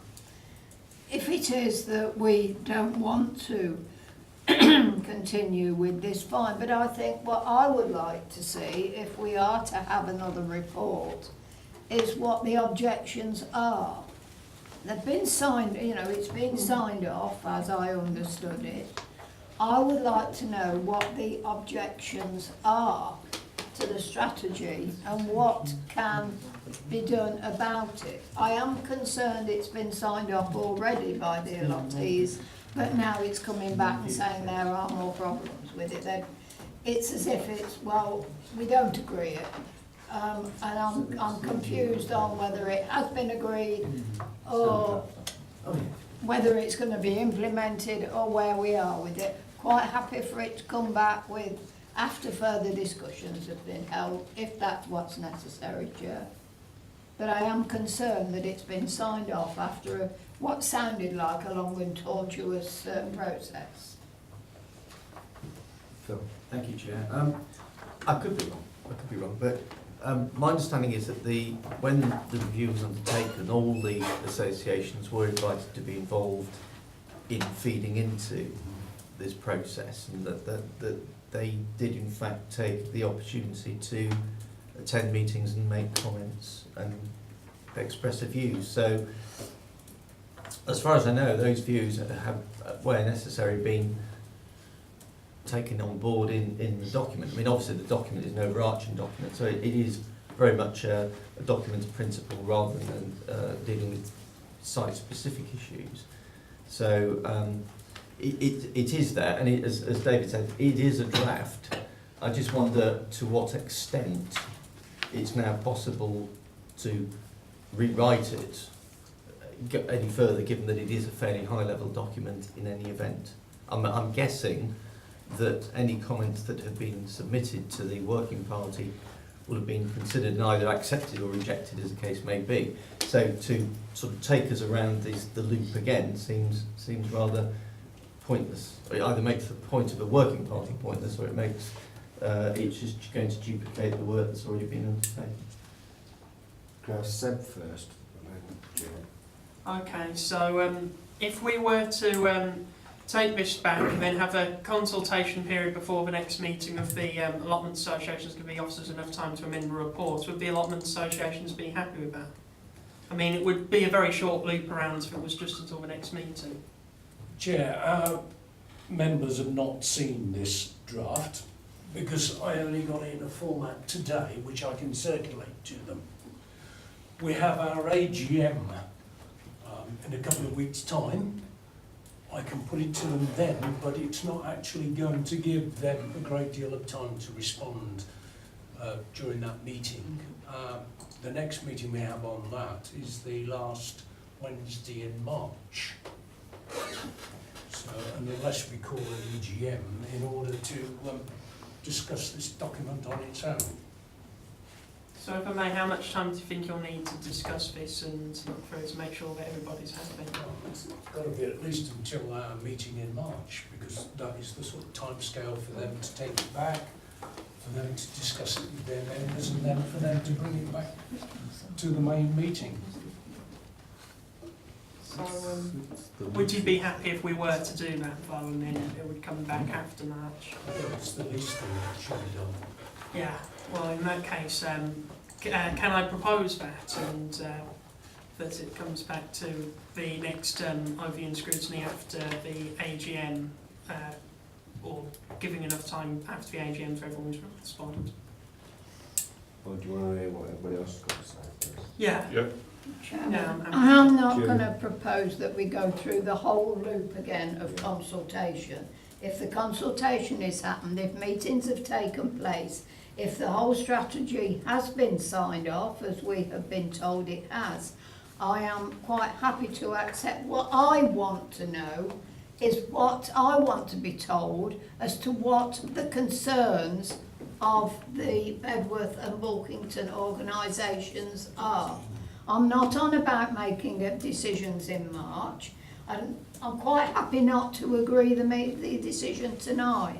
What I want to know is we're not going to go through the whole very expensive loop of consultation again when the consultation has already taken place on what was going into the strategy and has been signed off, we are told. What I want to know is what the concerns are about the strategy that has been placed in front of us this evening. That doesn't constitute going through the whole loop again and going into another a very expensive full consultation and not doing anything about it for another 3 months. I will move that we simply receive a report telling us what the concerns of the organisations are relating to the agreement that has already been signed. Can I just ask, what has been signed? As I understood it, what has been signed is the leases. Well, That's a sorry, green- sorry, which is not- perhaps if we just Yeah. clarify. Yeah. The reference to things being signed off is a reference, I think, to the work of the working party. Oh, okay. I'll start again. There is an allotment strategy. We have an approved and adopted allotment strategy. The working party has reviewed the strategy and has considered changes to keep it current and up to date. So if you look at the report on page 26, I think that is, you'll see that there are 6 key review points. Those are the things that have been looked at by the the allotment review select committee. Sorry? You don't mean 26, that's dog control orders. Is that 28? It must be 28. Sorry, I've got this in micro type. Yeah, 28. You'll see there are 6 points, 1 to 4, and then over the page you'll see 5 and 6. Those are the key points that the select committee have looked at and have been changed. So the issues that are actually, if you like, the subject of the report before you are those, broadly speaking, those specific issues. The reference to technical advice notes, yes, we know about those. They were raised last time. They are something that will need to be done, but they don't actually alter the strategy. They're things that need to be done. Similarly, holding the meeting, either biannually or annually as the case may be, that's not going to alter the strategy. That's already in there, that will happen. So they're not things that are going to alter that document. So, as I say, my concern is I'm not entirely sure what value you're going to get from deferring this item to go through something, a further process for people to bring things back, because arguably they've already been to the working party and made their representations anyway. What you've got is a conglomeration or agglomeration of all of that. So, I guess, and thinking about this logically, it would be better to deal with the item and then to actually, because when we come to the next item on the agenda, you've got the action plan. That's where the reference is to the TANs, that's where the reference is to the allotment meetings. That's where they are. That's, if you like, the nuts and bolts and delivery of the strategy. Now, it would seem sensible to get to that point rather than defer the strategy. However, it follows again, logically, if you're not going to approve the strategy, then we'll have to defer the second item as well, because it's linked. But that seems to be the issue for the allotment associations, as far as I can see. Rather than actually reconsult, if we just defer the vote on it so that people have a chance to read it better, then that doesn't actually involve lots of cost, but actually does involve people having a chance to look through the 100 pages and actually, because one of the things that happens is you've got these 6 points, that is what the council wants to put in, but there may be something that's been omitted into that someone wants. So I think probably rather than fully consult, just actually give people more time to read before we actually take a vote on it.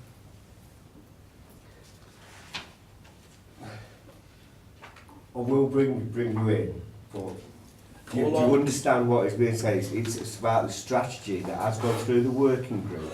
And to be honest, I'm amazed that it's still going around, because I can remember starting this back in 2013. Well, I thought it was even before that. With respect, Chair, I'd like to answer the lady there. Bulkington itself has no problem with the strategy whatsoever. Right. What we're saying is that a development has occurred with planned expansion of housing, That which is, could affect our site. that is different. Yeah, it's never been in the strategy. I accept, okay, I Okay, accept. we've all done, we've signed the lease, we're quite happy, we've no Okay. problems with that whatsoever. Yeah, right. So tonight, we're on about the strategy. Yeah. The planning and that's a different ballgame. Yes, That's yeah. got nothing to do with this strategy. So this is what we want to try and agree and move forward with everything else. Yeah. So would you be happy if we just agreed this strategy so we can move forward? Yeah, I don't see a problem with the strategy as it is. Yeah, Brilliant. But just for clarity, the word draft was used before. Yeah. Now that brings some in. So we're approving a draft strategy. Is that correct? Yeah. Yes, because you can't approve the strategy. Right. Yeah. It will Well, be referred to cabinet, who will then that's fine. Yeah. I'm just clear. Okay. I like Save us clarity. a couple of days if that's the case. Right, okay then. So to be clear, we're going to agree the draft strategy with the agreement of the allottees that are turned up. And everybody seems happy. And then that will go to cabinet. And that will go to cabinet to get stamped. Signed. But if you've got anything else that's a problem, then send it in. Cabinet. Okay? But cabinet. Yeah. Or send No, it we'll- today. we will. Send it today. Right. So, if everybody's clear on what we're voting on, can we agree the strategy? Yep. And move to page Is everybody happy 85. with that? Yeah. And move to what? Hands for 85. everybody who's happy. Right. Everybody. Brilliant. Page 85, yeah. Get in there. We've got to move. Right. Now on to the second part of it. Page 85. The allotment action plan, which is on at 85.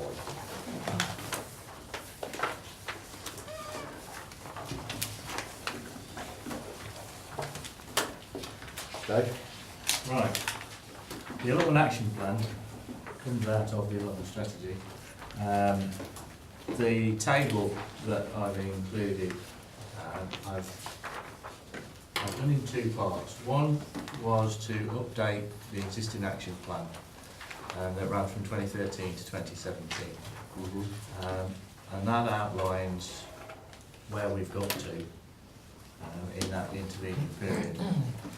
And the key points in that were obviously one, protect and maintain, which refers to the Borough plan, which obviously is ongoing at this time.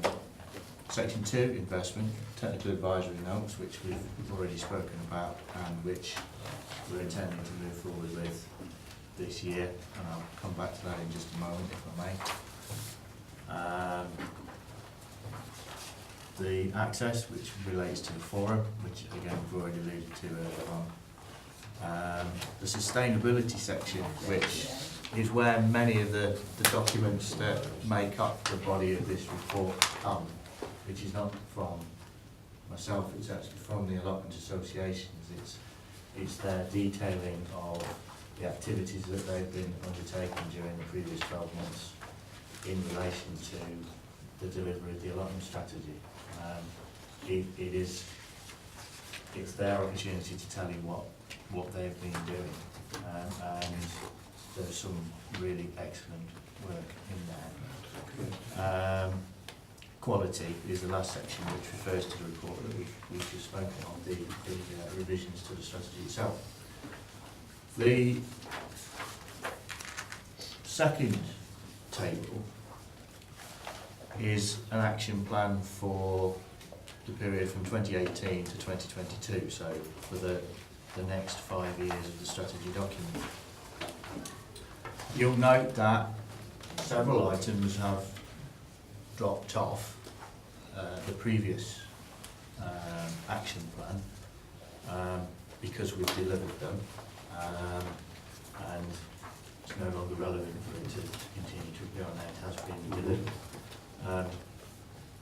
There are others which we have reset because previously the original intention when the action plan was developed was obviously to develop technical advisory notes in the first year following adoption of the strategy, and that didn't occur. it's been reset to on target. That's a point for debate, but the intention is that obviously now that all of the leases have now been completed, we are now in a position to move forward, and the intention is that one of the first forum meetings will be to meet with the associations to certainly identify the most pressing advisory notes, so that we can concentrate on those in the first instance, and prioritise those and get them developed. And I would also add that I have seen documents that the allotment associations have produced already in their own right. I know the BDHC has a whole suite of documents that's on its website, and the Nuneaton Federation has a similar suite of documents on theirs. Individual associations have got their own policy documents, if you like, that they've produced for their individual tenants. The intention is to look at all of those, seek common ground on them, and in a sense formalise those where we can, so that we can provide those for the associations, to particularly the management group on each of those associations to use in their day-to-day management of their sites. It is a piece of work that needs to be carefully considered so that it doesn't become too prescriptive, because each association is unique, and so we need to ensure that whilst providing guidance, we remain flexible in terms of the way that we work. An example would be some associations are experimenting with introducing beehives onto their sites. Other associations have taken the view that they do not want them. They've built that into their terms, that they won't adopt that. So we need to reflect that in our notes, so that it reflects the workings of each individual association. So the purpose of this report was to obviously bring that to your attention, and also to provide you with an opportunity to review the work that the allotment associations have taken. It may be that you've got other actions that you want to include into the action plan, and to consider those, and so we can take that forward. Okay. Any questions? Okay. The allotments do incredibly good stuff, and I went to the open day at the Higham Lane allotment, which is mentioned in this list, and also the Open Art Trail had an event at the Greenwell Road allotments. And I think one great thing is to actually get more people to know about all these events. So maybe a bit more publicity about the open days and things, and particularly trying to ask allotmenters to actually invite councillors to these events for their local borough and county councillors. So there's a lot of good stuff happening, and a lot of the time it's down an alleyway, and if you go past on the right day you see a sign saying allotment open day, but it says there's a lot of good stuff happening. It was great having a tour around the Higham Lane allotments. Mm-hmm. That is more or less down to the allotment associations to promote what they do. We adapted our website following the original adoption of the strategy. Previously we've tried to maintain a list on our own website detailing contact details for all of the allotment associations, and typically it was out of date shortly after we'd just updated it because somebody's retired or moved or so on and so forth. And we weren't in a position to respond with that kind of rapidity. So we've adapted our website now so that it consists of a series of links. There's a front page. It will allow somebody who's not familiar with allotments to find out a little bit about them. It will provide them with a link so that they'll be able to see the strategy. And it also then provides links to the Nuneaton Federation and to BDHC, and contact details for Bulkington and all of the other associations, which are then managed by BDHC and the Fed. And both of those websites are fantastic. I use them all the time. You know, they've got lots of really useful information, contact details, details of numbers of plots if they've got vacancies, costs and so on and so forth. And some of those allotments also have their own individual websites for their associations.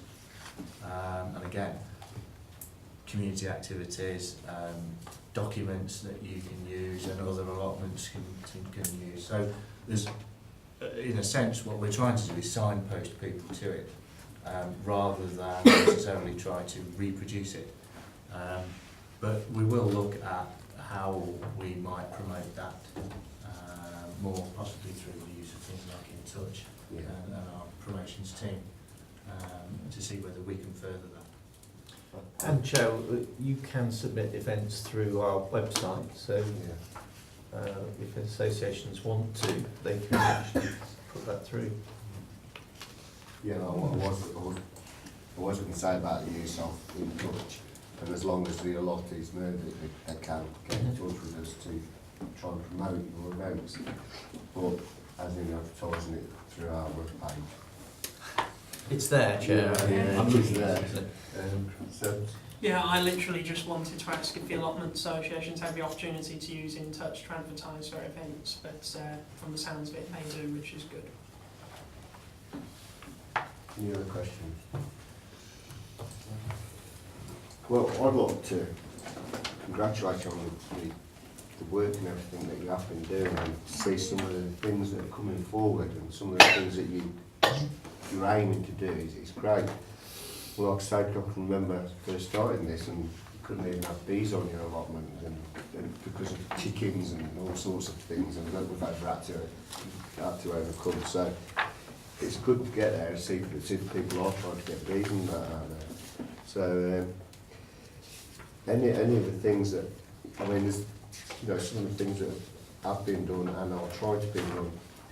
Still confusing. Some people though don't seem to understand that they can use Carver, watch Carver to help get funding. Yeah. So I'd like to have another push on that to try and let the, because it's got here as well about councillors' grants being put in for. We could add that to have somebody from Carver on at that inaugural meeting of the association's chair, and then the a bit of a breakout session. The people could have a chat with them to see what the art of the possible. I think it's really important that we use Carver. You know, we help them, and they've got to help our residents. We're also working with community support workers from Warwickshire County Council. Right. See, all things like that, good news stories. So we need to get that sort of thing out and use our comms. So. Yeah, I'd like to congratulate you all on everything that you're doing, and I'm glad that we've got this far at last. So, what we're being asked to consider here, evaluate the current delivery of the allotment strategy, action plan against target dates. What happened on the 24th of June?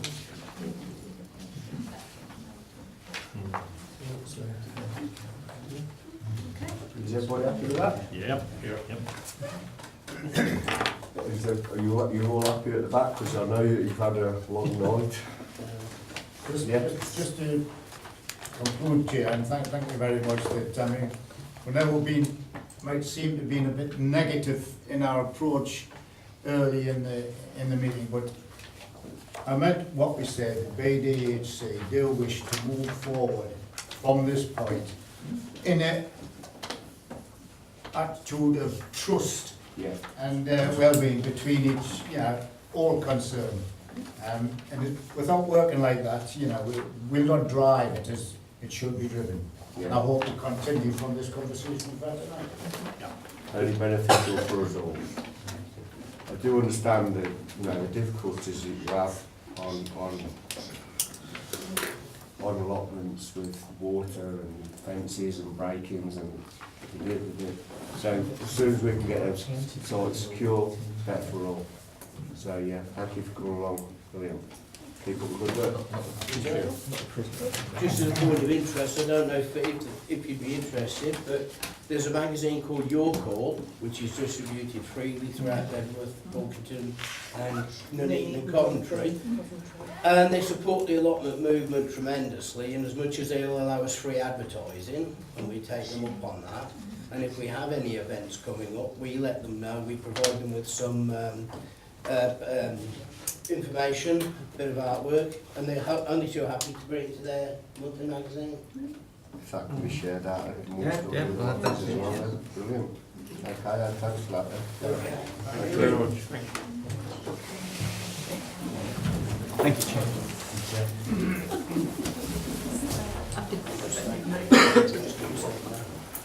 Right, number 10.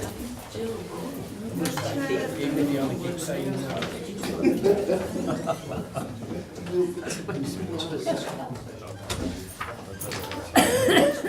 Next year will be fun.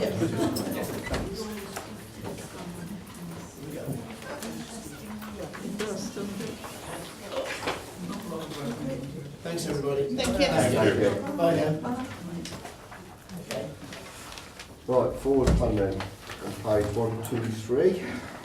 That, the forward plan there, Chair, is for information for members in case there's anything they want to bring forward to this scrutiny from it.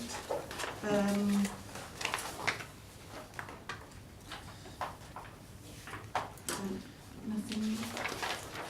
Right, so just to clear then, this was to bring to each scrutiny panel what could influence in case of we click onto the forward plan. Keith?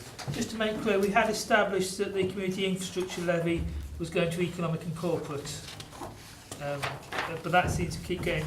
It said April 2017 it went on forward plan, so that does need to get to some scrutiny committee somewhere for it to be much approved. Okay.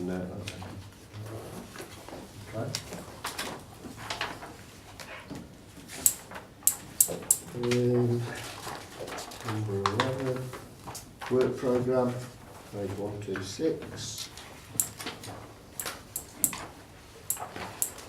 Any alterations to this? As you can see, I've updated most of it as we've gone along. Where you wanted an annual report, I've changed it to 17 now. So the air quality report is coming to the next meeting, which I know you were interested in earlier on. There's also the second report on Glendale. And as part of that, there's also the contract renewal element that's coming to the next meeting, because members will have to decide. The grounds maintenance, there was a working group last year, and that's been fed in, and this is now the draft tender, I think, that they're going to be bringing back to the OSP before it goes out. They have put that back a couple of times, so it's down for March, so hopefully it will come. Usual performance report.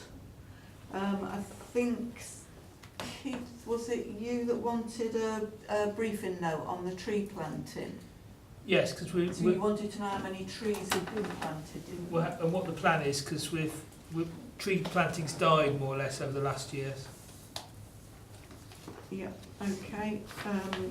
And then there was... Well, that will run until to the end of the year anyway, because you won't plant any trees now. No, but we might have done. And then there's the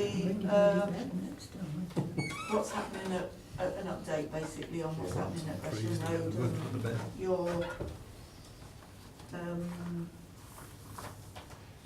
waste permit and so on. Yeah. Did we say, Chair, we'd go and have a look at Gresham Road at some point? I think we all could have a look at it at any time. Yeah, you can go We were going to have a meeting there. We talked about having a meeting there, but there were several problems.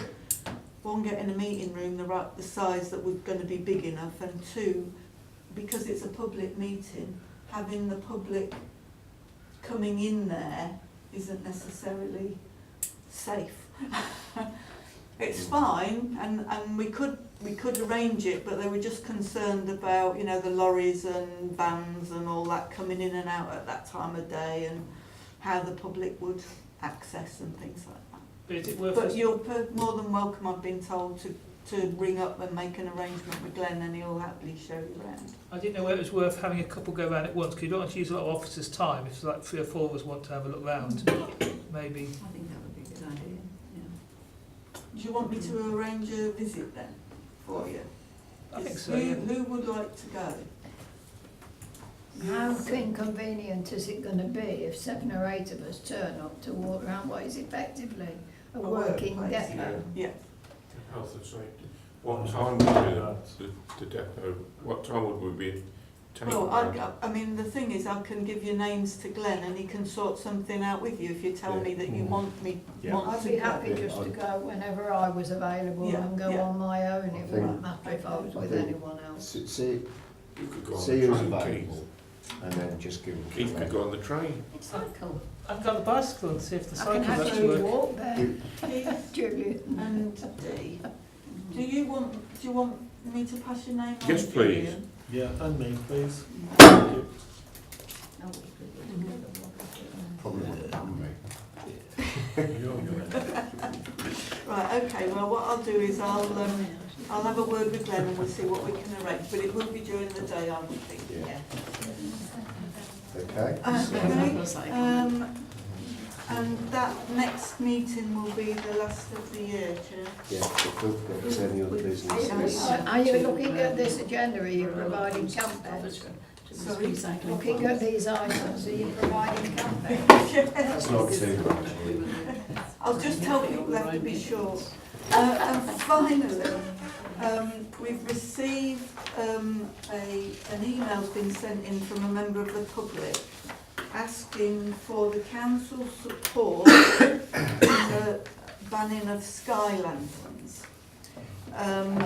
because of animal and welfare issues, and also the problems farmers have had and so on. Now, the information that's provided there, you'll see, gives you a little bit of background about sky lanterns, but also tells you the councils that have already banned them. Now, I don't know whether you want to accept this item, and if you do, how you would want to deal with it. I'm not sure that we can ban sky lanterns, but we could ban it on our land. Yes. So, and then I don't know how we would police that, but I'd like, before we make an agreement, I would want to see some information about what we can do and what we can't do, So- what's legal, what isn't legal, Yes. rather than just say we're going to ban it. yeah. We really So need the to other know side what of we that could is, do. do you want to maybe have a small review of it and ask these other authorities what they've done, what they've put in place?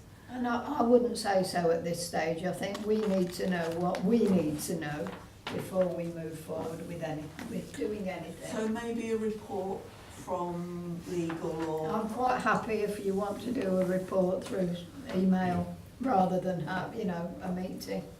Right, so a briefing note then, maybe. A If I briefing note, speak yeah. with Phil and Yeah. we sort of put something Sorry, together Chair, for you. I'm stepping on just your a toes. minute.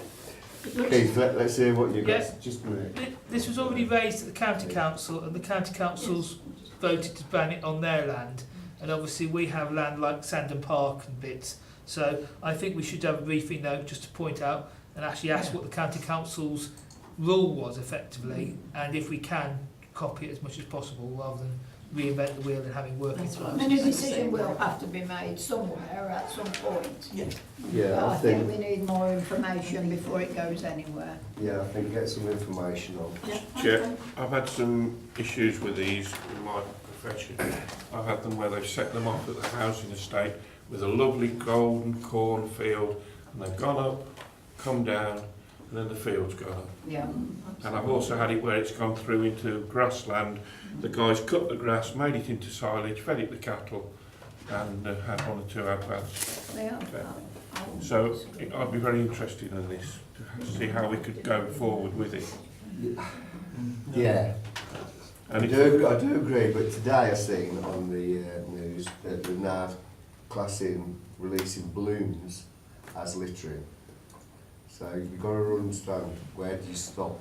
Yes, I know too. I've seen the bits to of- stop all helium balloons being released on our land as well. Yeah. Yes. Yes. I've seen the bits of metal go through the machine. No, no. Yes, if they get I'm into not saying it's not right. What I'm saying is, Yes, we've got to look, if we could look at it. so let's have a look at what we can do, Yeah, I think we and then need see, to know what we because we want to know where it's going to end up. We don't Yeah. want to start banning everything. There is a serious point there of animals eating balloons, and we should I'm change. not what they're saying made it's of. not serious, Keith. What I'm saying is, we want to know where we're going with this, because I don't want to start banning all helium balloons and everything, and then banning all the shops and selling helium balloons, and being a big bad councillor and all the rest of it. Well, I do want those things banned, so we need the debate. I'm sure you can put Well, that on. I'll provide, We'll we'll get the get a information. We'll have the briefing now and Right. see where we move from there. And on that, Thank you. thank you very much. Thank you, Chair. Let me just tell my son when I'm away, how to do that.